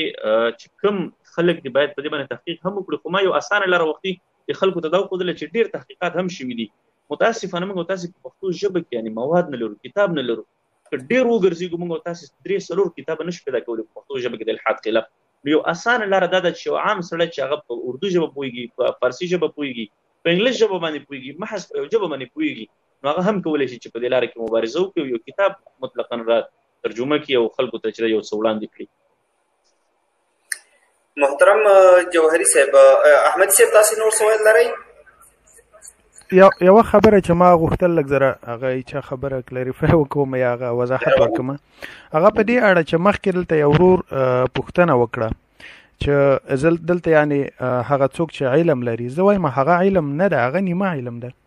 هغه نیمه علم چې وي هغه همدومره وي چې دی بیا په هغه نیمه علم باندې مغروره شي بیا همغه وي چې په هغې باندې اکتفا وکړي بیا د هغې د علم مطابق باندې دی سوچ کوي چې ما خو ولا پوره علم زه لرم نو همغه وي چې بیا هغه علم خو ناقص وي نو فکر هم ناقص وي بیا طبعا مقابل جانب فکر شوي هغه پرې حاکم کیږي دغلته وي چې دی بیا د مقابل جانب د فکر ته تاثیر لاندې راځي. زما مطلب هغه خلک وه ولې علما یقینا هم دلته زمونږ او تاسو ټولو لاسنیوی چې دلته علما ونه کوي دلته خو بل هیڅوک داسې نشته دي او زمونږ او تاسو لپاره حتی موږ تاسو بهترینه مثال چې لرو د الحاد په مقابل کې د امام ابو حنیفه رحمه الله هغه مثال چې د کشتۍ څنګه جوړه شو بیا څنګه هلته ورغله د ملحد په مقابل کې چې هغه دلیل ویلی و دا خو یقینا تاسو د خبرې په تایید سره دا شی شته خو ولې یو شی چې ما مخکې ویلی چې باید موږ او تاسو هغه نیمه علم چې چا کړی ده یورپ ته چې راغلي یا غرب ته راغلي دي هغوی باید تحقیق وکوي په اسلام کې هم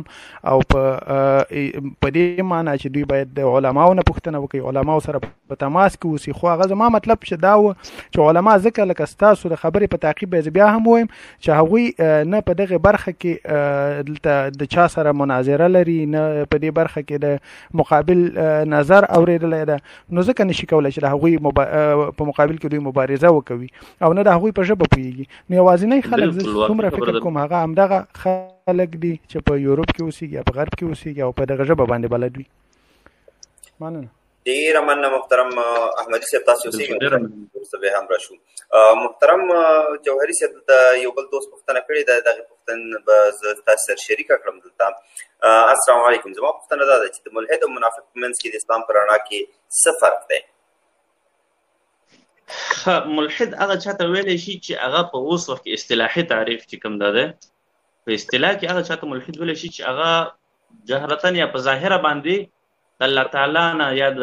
اسلام نه یا د مذهب نه مطلقاً انکار وکړي بعضې وخت یو څوک وایي چې څوک وي هغه په الله تعالی باندې یقین لري خو د مذهب نه انکار کوي دا ملحد نه ده نه بلکې دې ته هم ملحد ویلی شي دا بیا هغه راځي چې کوم ډیسټ ورته وایي ډیسټ ایتیسټ راځي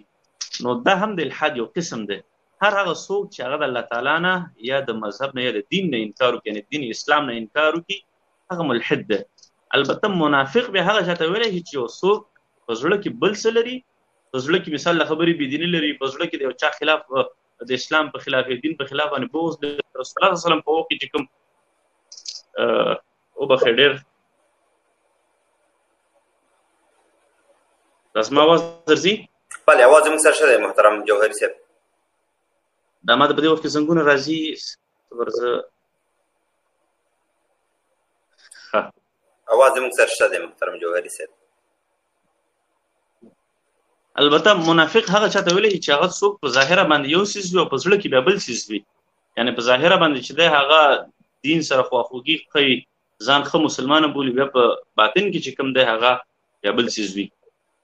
د اسلام په خلاف عملونه کوي د اسلام سره په ټکر کې وي خو ښکاره چې د ځان مسلمان ستاسو اواز سلو شو بیخي زما اواز درځي تاسو ته هغه کیدای شي ستاسې ته چې کله زنګ راشي په هغې وخت کې چې دی بیا اواز سلو کېږي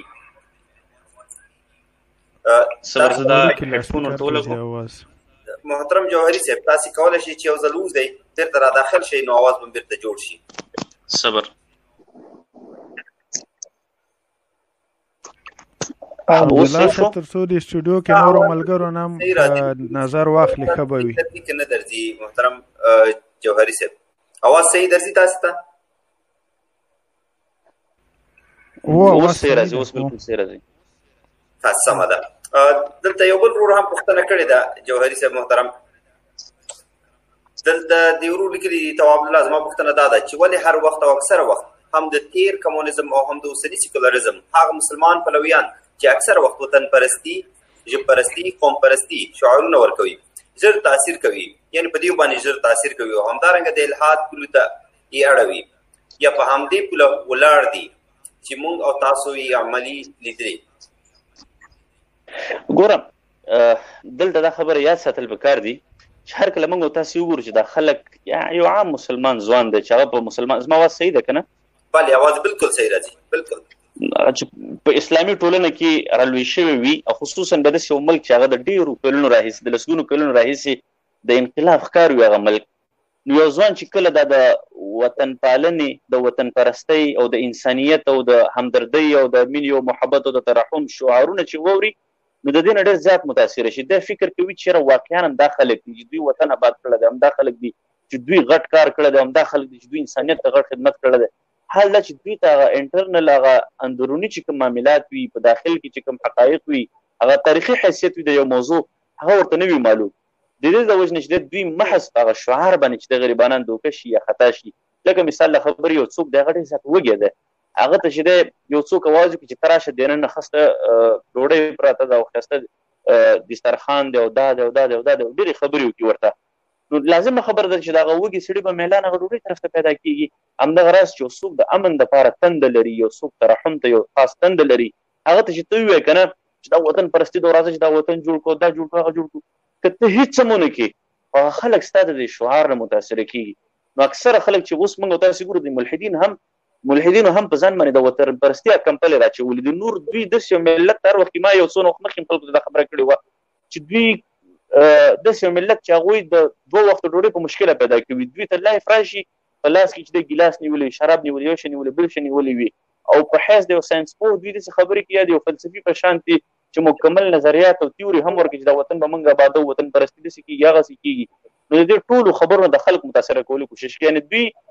په ظاهره باندې چې کوم دی د وطن پرستی او د انسان پرستی یا د انسانیت هغه کمپله په ځان راچولې وي نور په حقیقت کې دوی هیڅ نه وی کړی په حقیقت کې کله دوی کړنې وګوري کله دوی حقيقي خدمات وګوري نو هغه بیا په نشټ باندې حساب وي نو ځکه اکثره خلک چې کوم دی د دې وطن دوستي او وطن پرستی یا د انسانیت په نوم باندې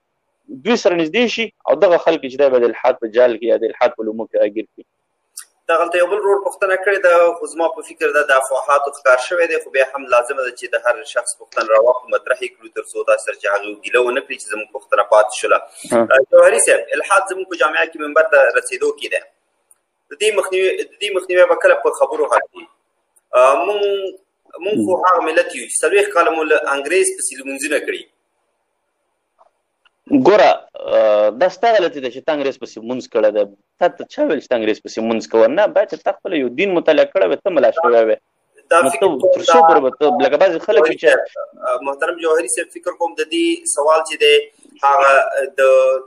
کوم افواهات چې خپاره شوي دي او په تېرو دغو کې د اسلام دښمنانو چې زموږ او ستاسو په هېواد کې کړي دي ویل دي چې دلته په کابل کې کوم مسجد کې چې دی څومره وخت لپاره چې دی یو انګریز چې دی امامت کړی وي عیسوي امامت کړی چې کله تله به یې یو خط پرېښی او لیکلي وو چې لمونځونه هم بېرته راوګرځوئ نو دا د هغې افواهاتو ښکار شوی دی فکر کوم د دې پوښتنه چې دی هغې طرف ته ځي نو ګوره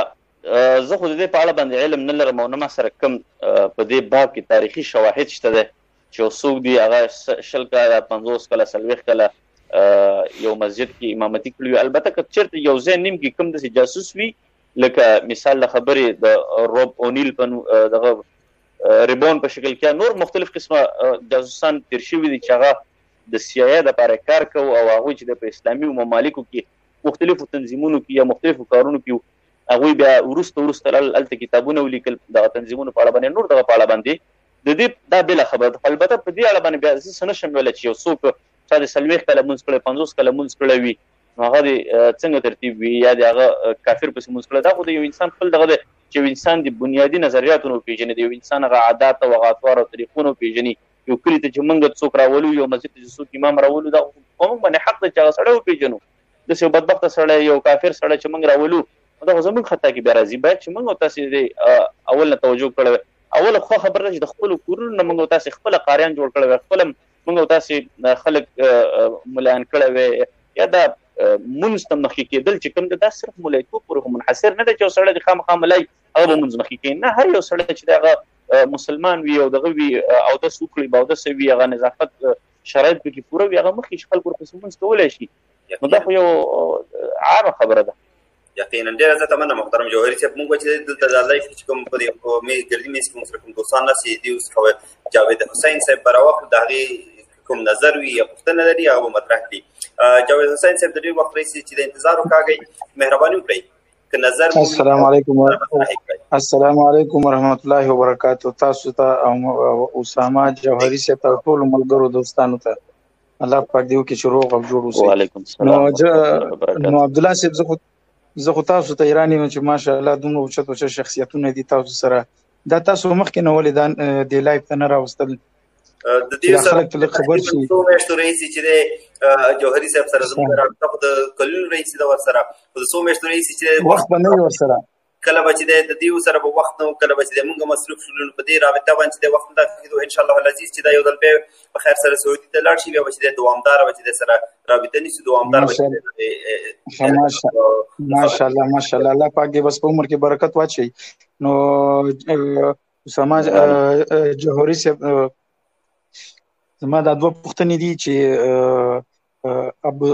ابو ذر رضی الله تعالی عنهما او الهام عمر رضی الله تعالی عنهما دې دواړو دا درې خبرې کړې دي چې دا درې خبرې حقیقت دي که نه ما پرون دلته یو مفتي صاحب نه واورېدې چې دا خبرې کړې دي. اولنۍ خبره کړې ده چې کله روژه راشي، روژه دی وي لکه دا میاشت چې څنګه روژه راځي نو دا یو میاشت روژه کې نه دی، که چېرته باران وشي ګلۍ وریږي نو هغه ګلۍ ته وخورې ستا روژه یې نه ماتېږي. دا د یو او دومره خبرې دا کړې ده روانې اوبو په سمندر اوبو باندې اودس نه کېږي. دا د دوه او درېیمه خبره یې دا کړې ده چې 3 ورځې پورې نه دی مسلمان دپاره دا پکار دی چې هغې نه زیات لکه خوراک څښاک مال او حال لکه دا د 3 ورځې نه خو دی لکه جمع نه کړي. که د 3 ورځې نه چېرته خو جمع وسو نو دا په دې باندې حرام دی. نو دا حقیقت لري که نه جواري صاحب؟ په دې باره کې لږ خپل نظر را سره دغه کوي. په دې سلسله کې چې دا کومه اخري خبره تاسې وکړله دې په باره کې د ابوذر رضی الله عنه دا په ټولو صحابو کې یعنې ډېر زیات یو زاهد صحابي و. زاهد په دې معنا باندې چې د دنیا نه ډېر زیات بې رغبته صحابي و. ده به چې نن څه شی وګټل یا چې کوم مال و متاع ورسره و بس هماغه به د نن دپاره کافي و، سبا به بیا چې دی هغه به یې نه پرېښوسته ورته. همدې وجه باندې چې کوم دی د ابوذر رضی الله عنه یو ورځ داسې کار وشو چې دی په یو جنګ کې صحابه کرام یو غزا ته لاړل، رسول الله صلی الله علیه وسلم هم ورسره و. نو ابوذر رضی الله عنه ډېر د لرې نه را روانو. نو صحابه کرامو چې دی یو ویل چې دا به څوک او بل ویل چې دا به څوک د اوښ دا پالان چې کوم دی هم را په شا کړی. نو رسول الله صلی الله علیه وسلم ډېر د لرې نه خلکو ته ویل چې دا به اباذر وي. ابوذر رضی الله عنه نوم یې واخیسته. بیا چې کله هغه راوروسته نو رسول الله وسلم په هغه وخت کې دا خبره وکړه چې دی به په یوازې ځای کې وفات کېږي او په داسې حال کې به چې د یو قبیلې والا به په ده باندې تېرېږي، یو قافله به په ده باندې تېرېږي او ده باندې به جنازه کوي او چا چې په ده جنازه وکړله هغه خلک به ټول جنتیان وي. دا رسول الله صلی الله علیه وسلم دا پیشنګوی او دا خبر ورکړ. بیا وخت تېرېده چې رسول الله صلی الله علیه وسلم کله وفات شو، د هغې نه بعد د عمر سن په عثمان سن په وخت کې د خلکو سره بیا په همدې مسله باندې بحث کولو چې زه تاسو دا وایم چې تاسو سبا دپاره بل سبا دپاره د 3 ورځو نه زیات مال مه جمع کوئ. دې د زهد د وجې نه کوو، یعنې ډېر زیات د تقوا د وجې نه به خلکو ته تلقین ورکوو چې تاسو د زیات مال جمع کوئ. تاسو ستاسو په زړونو کې یو قسم ته خیره راولي، د دین نه بغاوت او لرېوالی راولي. نو زیاتره به چې دا کوشش کوي بیا د دې د وجې نه د خلکو مناظرو مباحثو د وجې نه ده ته د وخت امیر ویلې چې ته یوازې زیاته لاړ شه، دا خلک د تنګۍ دا خلک د په عذابۍ. بیا دی چې دی یو صحرا ته لاړی، هلته به بیا اوسېده په یو کور کې دی یو ورسره غلام و. بیا چې کله دی وفات شو نو د ده چې کوم غلام و نو هغه باندې راووته، خادم چې کوم و هغه باندې راووته. یو قافله وکتله چې د مسلمانانو یو قافله تېرېږي نو هغوی ویل چې تاسو راشئ دلته د رسول الله صلی الله علیه وسلم یو صحابي دی، یو شخص دی، هغه وفات شوی دی، په ده باندې جنازه وکړئ. نو بیا په ده باندې چې دغه مسلمانانو جنازه وکړه نو هغه ابوذر رضی الله عنه چې دی خښې کړه. نو د دې درېیمې مسلې نه زه خبر یم، البته د 2 مسلو په باره کې چې هغه ابتدا باره کې تاسو ویلې چې ګلۍ باندې د چا روژه نه ماتېږي یا نور دغه په دې باره کې زه علم نه لرم او والله اعلم چې تاسو دا یو ښه عالم نه پوښتنه وکړي یا چې کوم یو سړی مفتي وي یا فقه یې زیاته ویلی وي نو انشاءالله چې هغه په دې موضوع باندې خبر. البته دا درېیمه موضوع چې کومه ده درېیمه خبره چې د 3 ورځو نه زیات مال مه ساتئ نو دې هغه ټول بیکګراونډ او تاریخ مه تاسو ته ویلی. خوشاله اوسې، الله مو عزت وکړه. جوهري صاحب یو بله پوښتنه دا ده چې دلته په دې زه په خپله دلته په پېښور کې اوسېږم. دا یو پوښتنه ده عبدالله صاحب، یو پوښتنه ده. خواهش کوم تاسو ته وخت درکوم پوښتنه وکړئ خو ستاسو دغه ولې دوه دغه لنډه پوښتنه ده. احمدي صاحب تاسو که معلومات لرئ تاسو کولی شئ چې معلومات شریک کړئ د دوست سره. احمدي صاحب تاسو یاست؟ بخښنه غواړم دلته بل ځای مصروف وم ما هېڅ وانه اورېده، ډېره بخښنه غواړم. جاوید حسین صاحب هغه دوه پوښتنې کوم ځایونو کې چې محترم جوهري صاحب ویل چې هغه په دې اړه باندې علم نه لري هغه دوه دغه تاسو کولی شئ د احمدي صاحب څخه مطرح کړئ. کېدای شي احمدي صاحب ته معلومات وسیږي دا به در سره همکاري وکړي. پروا نه کوي دا خبره اوږدېږي نو زه به دا بله خبره د احمدي صاحب نه وکړم. خوښ هم د وخت تاسې دغه کېږي. نه وخت نه اوږدېږي، مهرباني وکړه پوښتنه مطرح کړه، پروا نه کوي. مهرباني. ښه نو احمدي صاحب عبدالله صاحب دا د ابوذر رضی الله تعالی عنه خبره بل د هغې هغه دوه نو احمدي صاحب دغه دې پوښتنې چې پرون دلته ما مفتي صاحب نه واورېدو چې دا خبرې حقیقت لري که نه. ابوذر رضی الله تعالی عنهما او الهام عمر رضی الله تعالی عنهما دا دواړه صحابه چې دي دوی دا 3 خبرې کړې وې چې د 3 ورځو نه به لکه مال دی نه اخوا به لکه نه جمع کوئ، که څوک یې جمع کوي نو بیا پې حرام راځي. دا د یو دومره خبرې دا کړې ده که روژه راشي په روژه کې که چېرته ګلۍ وشي او هغه ګلۍ چې وخورې نو په هغې باندې روژه نه ماتېږي. او درېمه مسله دا ده چې د روانې اوبو لکه د سمندر یا د سیند اوبه نو په دې باندې اودس نه کیږي. محترم احمدي صاحب اساسي پوښتنه مطرح شوه. محترم جاوید حسین صاحب یو دقیقه احمدي صاحب د اول بخش د پوښتنې شته محترم اسامه جوهري صاحب چې ځواب کړی دی ډېر معقول او زړه پورې ځواب ورکړی دی. دغه د روژې په اړه باندې د ګلۍ د خوړلو په اړه باندې ورته وویل دغه بل اخري درېیم بخش باندې چې تاسو رڼا واچوئ چې درته که علم لرئ په دې اړه کې د ګلۍ په رابطه باندې او د اوبو ګوري د ګلۍ او د سمندر روانو اوبو پورې چې اودس پرې نه کېږي وایي د سمندر په روانو اوبو ګوري اوبو خاصیتونه درې دي. که چیرته رنګ بدل و، خوند یې بدل و، بوی یې بدل و، په دې کې که دوه یې بدل و په یو باندې بیا اودس نه کېږي. که دوه یې صحیح و یو پکې هم بدل و بیا اودس پرې کېږي. دریم حالت یې چې د دې هغه ده چې ګلۍ یا اوبه د باران خوړل په دې باندې تاسو ویل چې روژه نه ماتېږي. ګلۍ یاد کړی دا باران بیل او ګلۍ بیل کنه ګلۍ او باران کې هغه د جوهري صاحب خپل هم شته په ډېرې بخښنې سره ګلۍ او باران کې خو نو دواړه چې دي که فکر وکوي ګلۍ نه هم اوبه جوړېږي نه دا به زه وایم والله اعلم ماته درسته نه ښکاري زما د علم مطابق نور نه پوهېږم والله خو بله دا الله مې عزت وکړه خوشحاله اوسې بله دا پوښتنه وه چې دلته په دې دغه کې زه خپله په دې پېښور کې اوسېږم او د افغانستان یم نو دلته په دې دغه باندې په ټي وي چینل باندې یو د حقاني د مدرسې یو غټ مفتي دی هغه راځي هغه ته په کمنټ کې دا کسان چې کوم دي نو دا راځي ورته په کمنټ کې دغه ورته لیکي سوالونه هغه ورته بیا جواب وایي. نو یو کس ته پوښتنه وکړه د افغانستان کې جهاد څنګه دی هغه بیا ورته ویلې چې افغانستان کې جهاد فرض دی بیا هغه ورته ویل چې فرض په چا دی چې فرض بخښن سره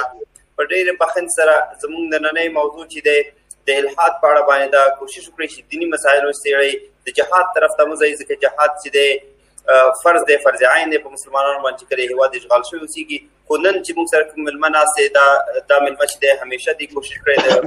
د اتحاد او اتفاق لپاره کوشش کړی دی او مبارزه د همدې لپاره روانه کړې ده او د دې سره زموږ خبره داسې شوې ده چې موږ به اختلافي مسایل به نه چېړو دغه به نه چېړو نو که د الحاد په اړه باندې کومه پوښتنه لرئ مهرباني وکړئ هغه مطرح کړئ اسامه جوهري صاحب به ځواب درکړي درته یا به احمدي صاحب ځواب درکړي درته نو چون اختلافي مسایل چې دلته نه چېړو موږ او په ډېر بخښنې سره تاسې هم خفه نه شئ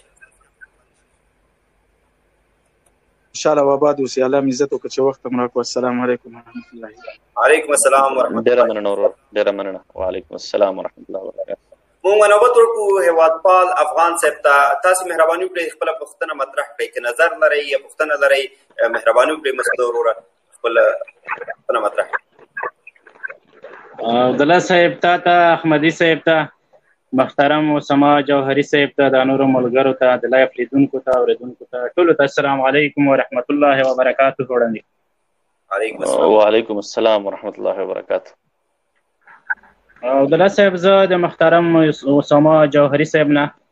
یو 3 سوالونه لرم مهرباني وکړئ اول سوال مې دا دی د بېګناه مسلمان قتل په اسلام کې څومره جرم لري دا د یو دویم سوال مې دا دی مسلمان ته کافر ویل څومره جرم لري په اسلام کې دریم سوال مې یو اسلامي هیواد د بل اسلامي هیواد په خاوره باندې تجاوز کول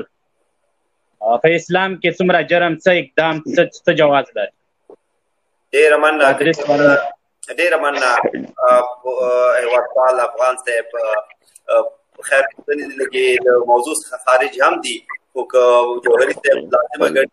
جواب درکولی شي الله دې خیر برکت درکړي دا خو عامې پوښتنې دي او د ډېر زیات په وضاحت سره په اسلام کې جواب راغلی دی اول نمبر باندې بېګناه مسلمان وژل بېګناه مسلمان خو څه چې بېګناه کافر وژل هم په اسلام کې منع راغلی دي ته داسې نشي کولی چې یو ځای ته لاړ شي او کافر غریب په لار روان یا یو کافر غریبي مزدوري کوي او ته ډز هغه ونیسي او ویې وژنې نه اسلام کې د هر یو شیز دپاره یو خپل قانون یو خپل اصول معلوم دي که کافر وژنې نو په کوم صورت کې بیا وژنې او چې مسلمان وژنې نو په کوم صورت کې بیا وژنې یو مسلمان چې وژلی کېږي نو هغه یا د قصاص په شکل کې وژلی کېږي او یا هغه داسې جرم کړی وي نو هغه اسلامي ریاست یې وژلی شي دغه بېګناه مسلمان په هېڅ صورت کې هم نشي وژلی بلکې قرآن کریم کې آیات دی په دې باندې چې فجزاؤه جهنم خالد یعنې ابدي دپاره وژلی دی په جهنم کې یعنې سخته سزا یې ورته مقرر کړې ده چې څوک یو بېګناه مسلمان وژني دویم سوال د دغه په باره کې وکړه مانا سوال هېر شو چې باره کې دویم سوال د یو یو مسلمان هیواد چې بل مسلمان هیواد اشغال کړي یا یرغل پرې وکړي، یو مسلمان هیواد په د رسول الله صلی الله علیه وسلم په سیرت کې هم که موږ تاسو وګورو نو د دې نه هم منع راغلی د علما کرام په اوس وخت کې چې کوم دي یا چې کوم فقها تېر شوي دي په امت کې هغه هم د دې خلاف دي چې دا هم داسې جرم دی لکه د یو مسلمان هیواد یا د یو بل مسلمان قتل کول، یو مظلوم قتل کول څومره جرم لري. همداراز په دې جنګ کې د اسلام منع راغلی ده چې څوک باید بل مسلمان په خلاف باندې هغه کله هم داسې نشي کولی چې یو بل مسلمان هیواد ته ورشي ولته د خلق قتل کړي یا قتل عام وکړي. اسلام کې دې نه هم منع راغلی ده. بل بخش دا وایي یو مسلمان ته کافر ویل چې په اسلام کې سبب بل مسلمان ته کافر ویل، ګوره دا کافر ویل چې کوم ده دا زموږ او ستاسې په ټولنو کې زه اکثر خلکو نه دا ګیله لرم چې په وړوکي خبر باندې یو څوک ملحد کړي، پلانکې یو چا نه یو وړه غوندې خبر وشي بس پلانکې ملحد شو، پلانکې دا شو، پلانکې دا قطعا نه وي په کار. یو چا ته کافر چې څوک په واضحه باندې د خپل کفر اظهار ونه کړي او هغه داسې یو شیز ونه وي چې هغه په کفر هغه ته کافر ویل نه دي په کار. د زړونو نه الله تعالی خبر ده. حدیث د رسول الله صلی الله علیه وسلم حدیث دی چې څوک بل چاته ناحق کافر وي دا کافر ټکی تاویږي په هوا کې، که چېرته په هغه انسان کې کفر وي خو هلته ورځي او که نه بېرته په ده باندې رالګېږي. او بل حدیث کې د رسول الله دا راځي چې یو انسان به سهار راپاسي مسلمان به د شپې چې ویده کېږي کافر به، د شپې چې ویده کېږي مسلمان به سهار به راپاسي کافر به. دا ولې کافر کېږي انسان؟ د دې وجه نه چې بل چاته کافر وي یا په وړو وړو خبرو باندې تکفیر کوي یا په وړو وړو خبرو باندې چې یو ته مرتد وي بل ته ملحد وي یو ته دا وي بل ته دغه ټاپې لګول یا دغه شینې لګول چې کوم دی دا د غټو علماو کار دی، دا د غټو مفتیانو کار دی چې دا یو شاته یو څوک چې دی یو خاص بیکګراوند ولري یو خاص حالت ولري د هغې په صورت کې چا باندې مهر یا ټاپه لګېدلی شي. داسې عموما چاته مسلمان ته کافر ویل چې دا خو غټ ظلم دی او غټه سزا لري په اسلام کې. دلته محترم سحاق صاحب چې دی بیا هم د څو ځله دی چې دا پوښتنې مطرح کړله دغې لیکلې ده او تاسو سره شریک کړم. دلته مرتد برمل ولې د اجتماعي ورور اول سوال څخه وکړه ولې هیڅ مرتد اجتماعي ورور سره مناظرې ته نشي حاضرېدلی؟ اجتماعي ورور ته د الله خیر و برکت ورکړي ډېر بهترین او تکړه مبارز دی او هغه یو ناشنا خاصیت لري. هغه دا خاصیت لري چې هغه کله هم ملحد تېښتې ته نه پرېږدي. ګوره ملحدینو کې داسې یو ترتیب د دوی لکه د مۍ غوندې کله داسې وتښتېږي کله داسې وتښتېږي، یعنې چې هغه اصل موضوع کوم وي یعنې څوک زما ورسره ډېر زیات بحثونه شوي دي، زه نور د بحثونو نه دوی سره د دوی په پوهولو باندې ستړی شوی یم. دلته خلک دي شواهد لرو چې هغه ورته وبه مې ویلې په مسنجر کې چې بند شوې جواب نه درځي وایي بلکل بند شوې 2-3 ځلې به م ته اقرار واخیسته بیا به سبا چې دی په هماغه موضوع کې لګیا بیا به نه پوهېده. نو اجتماعي صاحب سره ځکه بحث نه کوي چې اجتماعي صاحب ملحد په یو سوال کې کلک رانیسي، ملحد تښتېدلو ته نه پرېږدي چې هغه وتښتېږي بل سوال ته یا خپې وباسي دغه سوال نه. نو ځکه چې د اکثره خلک اوس د اجتماعي صاحب نه چې دی لږ ډډه کوي او ملحدین چې کوم دي الله تعالی دې همداسې ځلانده لري د اسلام هر مبارک. مونږ به چې د دې نورو دوستانو پوښتنې ته به ورشو، د دې دوستانو پوښتنې به راواخلو چې وربشو منتقم صابر صاحب ته. منتقم صابر صاحب تاسې مهرباني وکړئ، تاسې د ډېر وخت څخه انتظار وکاږئ، تاسې کومه پوښتنه لرئ نظر لرئ مهرباني وکړئ مطرح یې کړئ. السلام علیکم تواب صاحب، تاسو مېلمنو ته د زړه له کومه سلامونه وایم. تواب صاحب دما خو یو پوښتنه وه خو هغه له موضوع نه بهر ده، موضوع نه خارج ده هغه پوښتنه. که سیاسي پوښتنه وي مه یې کوه، که سیاسي پوښتنه نه وي مهرباني وکړه پروا نه کوي. دما نظر دا ده چې دا خو اسلامي بڼه هم لري، زه به دا پوښتنه وکړم ځکه چې دا پوښتنه له ما نه هم سوې ده. سیاسي ده که سیاسي وي مه یې کوه او که سیاسي نه وي مهرباني وکړه. نه سیاسي نه ده تواب صاحب، ځکه زه نه پوهېږم، زه فکر کوم تاسو په نظر سیاسي ده. هیله کوم زما سوال ته پرېږدئ تواب صاحب. زه پوښتنه مطرح کړه که سیاسي وه نو محترم جوهري صاحب به ځواب نه ورکوي، همداسې به چې د احمدي صاحب ځواب نه ورکوي ځکه د نن ورځې برنامه سیاسي نه ده او نه غواړو چې دغه برنامه سیاسي شي. دا چې د الحاد په مقابل کې چې د جوړه شوې برنامه ده پروګرام دی نو په دې خاطر باندې غوښتل چې دا بې طرفه پاتې شي. مهرباني تواب صاحب دما پوښتنه دا ده چې هغه وخت کې چې د اسلام او د کفارو جنگ په جګړه بخول په هغه وخت کې کله چې د نبی کریم صلی الله علیه وسلم په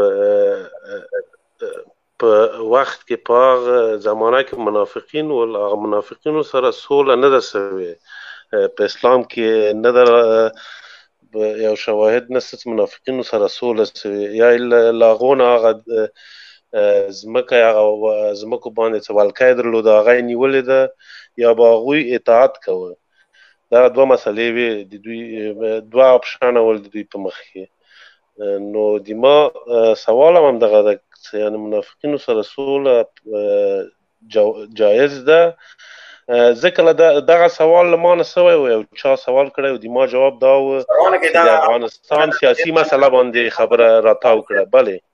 ډېره زیاته مننه ستاسې پوښتنه همه پوښتنه ده د منافق سره سوله کېدلی شي که نه شي کېدلی په دغه ارتباط باندې به چې جوهري صاحب نظر وړاندې کړي. محترم جوهري صاحب لازم ګڼئ تاسو کولی شئ. محترم ورور الله دې خیر و برکت درکړي. په دې سوال کې خپله یو تضاد دی که نه. منافق ویلی شي هغه چاته چې څوک په ظاهره باندې مخالفت نه کوي. هر کله چې څوک په ظاهره باندې مخالفت شروع کړي نو هغه سره بیا خلک صلح کوي. ځکه که ستا یو حریف وي تا سره په ظاهره مخالفت نه کوي تا سره موافق وي نو هغه بیا د سولې ته اړتیا نه لري. سولې ته هغه سړی اړتیا لري چې کله ستا په ظاهره باندې مخالف وي او چې په ظاهره باندې څوک مخالف شو ستا مخالفت چا وکړه نو هغه بیا منافق نه شو. هغه بیا منافقت ته ضرورت نه لري. که مثال له خبرې یو څوک دغه کافر دی په زړه کې هغه ستا په خلاف باندې راپاسېږي نه هغه لکه په ظاهره باندې ځان مسلمان حساب کړی ده نو چې هغه په ظاهره ځان مسلمان حساب کړی ده نو هغه سره بیا صلح چېشته کېږي. ځکه هغه بیا په مسلمانانو کې تاویږي راتاویږي. رسول الله صلی الله علیه وسلم په وخت کې په مدینه منوره کې ډېر زیات منافقینو چې رسول الله صلی الله علیه وسلم سره بګر چاپېره تاوېدل حتی د منافقینو چې کوم مشر ابی بن سلول رسول الله صلی الله علیه وسلم په هغه باندې جنازه هم کړې ده. رسول الله صلی الله علیه وسلم ته ښه معلومه و چې دا منافق و خو چونکې هغوی ظاهره نه ځان هغوی جنګ ته راوتل نه د مسلمانانو په خلاف باندې په ظاهره نو هر کله چې څوک جنگ ته د مسلمانانو په خلاف باندې په ظاهره راوځي نه نو هغه چې کوم دغه سره بیا صلح ته اړتیا لیدلی کېږي. په څه باندې صلح وکړي. صلح خو هغه صورت کې کېږي چې یو سړی وي هغه چې دی په ظاهره باندې ستا مخالفت کوي تا سره جنګ کوي نو ته ورسره د هغې نه بعد چې کوم دی بیا صلح کولی شي. ډېره مننه جوهري صاحب. دلته دا بل ورور پوښتنه کړې ده دغه مننه جوهري صاحب. بخښنه غواړم تواب صاحب زه دغه سوال له ما نه سوی و د ما هغه کس چې دا سوال کړی و ما یقینا ښه جواب ورکړ خو ما دغسې جواب چې ما له تاسو نه ترلاسه کړ دا داسې نه و نو ما هم دغه جواب ورکړ چې یعنې دغه سوال کې تضاد ده بړبند ښکاري چې دا یو مخالفت ده که نه او خبره هم د افغانستان په مسایلو وه. ډېره زیاته مننه محترم صابر صاحب ستاسې د نظر څخه ساتل موږ به چې دی د محترم جوهري صاحب څخه به چې دی اوس د دغه ورور پوښتنه به مطرح کړو. د ملحد اکثره شبهات څه دي که په مختصر ډول تشریح کړئ او لنډ ردونه پرې وکړئ. ملحدینو اکثر چې کوم سوال دی هغه پرابلم افیول دی یا مسله شر چې ورته ویلی شي یا د په دنیا کې د شر د شتون که موږ تاسې ګورو اکثره ملحدینو نه موږ تاسو دا اورېدلی شو چې په الله تعالی باندې دوی کوم اعتراضات کوي هغې کې دا دي چې مثال له خبرې په دنیا کې ولې ظلم دی ولې ماشومان جهنم ته ځي ولې دا دی ولې دا دی ولې دا دی العیاذ بالله که الله تعالی شتون لري نو ولې په دنیا کې چې دا دومره قسمه شرونه دي او دا اور دی او دا تکالیف دي او دردونه دي او مشکلات دي او غربتونه دي او د رزق کموالی دی لوږې دي. نو دا سوالات چې کوم دي د اکثره ملحدین یا دې ته چې دی هغه مین سوال ویلی شي د ملحدینو یا کوم بنیادي سوال د اکثره ملحدینو په ذهنیت کې دا وي. د دې مختصر جواب چونکې دې تفصیلي جواب لږ غټ دی ما په خپل کتاب کې هم د دې هر اړخیز جواب کړی دی خو د دې مختصر جواب که زه تاسو ته چېرته وکړم هغه دا دی چې هر کله موږ او تاسې وګورو په منطقي لحاظ سره هم یو صفت د وجې نه موږ او تاسې موصوف نشو رد کولی. مثال له خبرې یو څوک دی چې هغه مثال موږ او تاسې مور ګورو چې مور په رحم باندې مشهوره ده چې مور رحم کوي. اوس که چېرته یو مور د هغه په خپل بچي باندې یا په ماشوم باندې یو څه لږ غوندې زجر ورته ورکړي یا ورته لږ وهل ورکړي د دې لپاره یې په صبي وخت کې د ګرمې بسترې نه زما د اواز درځي؟ بله اواز ښه دی. زما اواز صحیح ده؟ بله اواز صحیح دی. محترم جوهري صاحب اواز شته. نو هر کله چې یو مور یو ماشوم ته وایي چې ته لاړ شه مکتب ته او سهار کې د خوب راپاڅئ د ماشوم خپل ځان سره دا فکر کوي چې په ما باندې ظلم کېږي په ما باندې جبر کېږي یا زه د خپلې مور د وجې نه چې دی په ظلم کې اخته یم. خو حقیقت دا وي چې دغه د خوب راپاڅول یا د مکتب په سر باندې د خپل بچي ته زجر ورکول دا عین رحم وي. خو چونکې د دې په دې حکمت باندې هغه بچی نه پوهېږي، که چېرته دې بچي ته دا زجر ورنه کړي او دغه بچی چې کوم دی مثال له خبرې مکتب ته لاړ نه شي سبا او همداسې جاهله لوی شي، نو دی به بیا پوه شي چې ما سره عین ظلم شوی دی، یعنې زه چې په وړوکوالي کې وهلی شوی نه یم، زه چې په وړوکوالي کې ما ته زجر نه دی راکړی شوی، نو دا عین ما سره ظلم دی. نو موږ او تاسې که چېرته وګورو د ملحد یا په دې دنیا کې د مشکلاتو د ظلمونو د دې په اړه باندې وي، نو هغه هم داسې قسم سوالات چې دوی په الله تعالی انکار کوي په دنیا کې د ظلم د وجې نه یا په دنیا کې د غربت د وجې نه. حال دا چې انکار کول یعنی دوی که زیات نه زیات کوشش وکړي د الله تعالی د وجود نه انکار نشي کېدلی. وجه دا ده چې د یو صفت په وجه باندې د موصوف نه انکار نشي کولی. د دې داسې مثال دی لکه زه چې تاته ووایم چې مثال له خبرې په یو ونه کې اوس دا مرغۍ ده، د مرغۍ اواز چې کوم ده د مرغۍ صفت وي. اوس که زه داسې ووایم چې په ونه کې یو ونه د پای کې د مرغۍ اواز نشته ده، نو زه کله هم داسې نشم ویلی چې مرغۍ نشته ده. ممکن هغه مرغۍ وي خو د صحیح او دغه مسلې ته که موږ تاسې جوور وګورو نو دا د ملحدینو هغه بنیادي سوال هم دی او په مغالطو باندې ولاړ دی. او د دې لنډ جواب دا دی چې بعضې وخت الله تعالی په دنیا کې چې دا کوم ظلم روان وي یا چې په دنیا کې کومې سختي وي، سزاګانې وي چاته یا بل شی وي، نو د دې تر شا ډېر حکمتونه موجود وي چې هغه حکمتونه 8 دانې ما په خپل کتاب کې هم ذکر کړي دي او نور په ډېرو حکمتونو باندې الله تعالی پوهېږي. ځکه چې الله تعالی حکمت پورې موږ رسیدګي نشو کولی. که چېرته موږ په ټول حکمت باندې پوهېږو نو بیا زموږ علم بیا خو موږ د خدای دعوه کوو الیاذ بالله. نو د ملحدینو چې کوم مهم سوال دی هغه د پرابلم اف ایول باره کې دی یا د شر د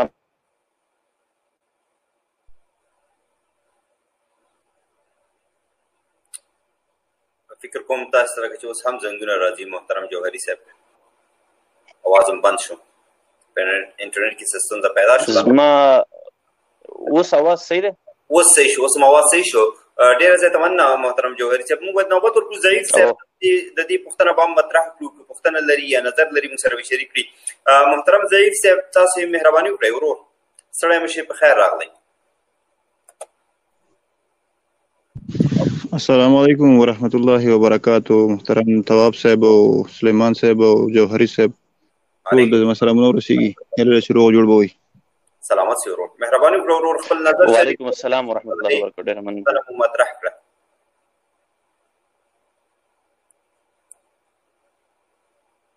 مهرباني وکړه ضعیف صاحب.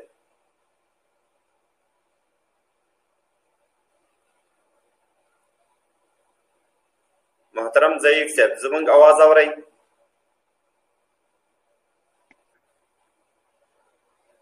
په هر صورت فکر کوم ستاسو په انټرنیټ کې مشکل دی. تر هغې پورې چې څو ضعیف صاحب مشکل جوړېږي رفع کېږي موږ به چې دی نوبت ورکړو د هغې بل روډ کامنټ ته تاسو سره به دلته شریک کړو. محترم جوهري صاحب دې لیکلي دي مسلمان که ملحد شي دوباره مسلمان کېدلی شي؟ یو څوک چې ملحد شوی وي یا خو داسې دی چې هغه د تعصب د وجې نه ملحد شوی وي، او یو څوک چې وي هغه د حق په تلاش کې بعضې وخت کې داسې هم کېږي چې انسان وي هغه د حق په تلاش کې بعضې وخت کې داسې یو حده پورې ورسېږي چې هغه کفري وي یا ملحد شي الحاد ته واوړي یا بل کوم دغه ته واوړي، هغه به وروسته پوه شي نو بېرته هم کېدلی شي چې انسان په صدق سره توبه وباسي، په اسلام باندې بېرته ځان پوه کړي، اسلام په حقانیت سره ومني، نو هغه بېرته کولی شي چې اسلام ته راواوړي. ډېره مننه محترم جوهري صاحب. بل ورځ یو کلی دی نه پوهېږم پوښتنه خوندن نظر دی د حلیمي کریم صاحب. ملحد یعنې عقیده وژونکي تحویل کېږي، یهود ملحد لري، هندو ملحد لري، عیسوي ملحد لري. ملحد لغت له لحد نه اخیستل شوی دی. تاسو په دې اړه باندې په شروع کې چې دی نظر واچوو خو کامنټ سوال نه و. زموږ د برنامې وخت هم نور په ختمېدو دی. د جوهري صاحب څخه نړۍ مننه چې راغلل، زموږ دعوت یې قبول کړل او راغی موږ سره یې دلته برخه واخیستله. همداسې سلیمان احمدي صاحب تاسې څه ویل لرئ؟ نه مننه ورور، ډېره زیاته جوهري صاحب نه ډېره مننه. ډېره مننه احمدي صاحب، الله مو خوشحاله لره. ډېره مهرباني. الله دې تاسو اجر درکړي. نو د هغه کمنټونه یې لیکلي دي د ټول څخه چې راغلو موږ سره یې برخه واخیستله په دغه پروګرام کې، او الله تعالی دې محترم جوهري صاحب ته جزای خیر ورکړي چې زموږ دعوت په ډېر لنډ وخت کې قبول کړ او راغی موږ سره دلته برخه واخیستله او نوي نسل ته چې دی ښکلی پیغام پرېښود او انشاءالله العزیز تر څو پورې چې دغه ویډیو لیدل کېږي او خلک ورڅخه برخمن کېږي الله تعالی به تاسو ته چې دی اجر درکوي او ستاسې د بیا لیدو په هیله ستاسې د همکارۍ په هیله چې راشئ موږ سره دلته په دې برنامو کې خصوصا په اسلامي برنامو کې چې د موږ سره برخه واخلئ په معلوماتي برنامو کې په تحقیقي برنامو کې تر څو ځوان نسل پوه شي او موږ تاسو باید یو واحد منظم صف په شکل باندې د الحاد په مقابل کې د سیکولرزم په مقابل کې د کمونیزم په مقابل کې مبارزه وکړو او دا زموږ او ستاسې مسؤلیت دی دغه مسؤلیت څخه موږ تاسې هر څومره تېښته وکړو جوهري صاحب موږ تاسې چې دی مسؤل حسابي دې اړه باندې ډیره مننه کوم ټولو ورونو ته چې کوم موږ ګوري الله دې ستاسو په امرونو کې برکت واچوي الله تعالی مو حافظ او ناصر شه الله تعالی مو کامیاب او آباد لره ډیره مننه کوم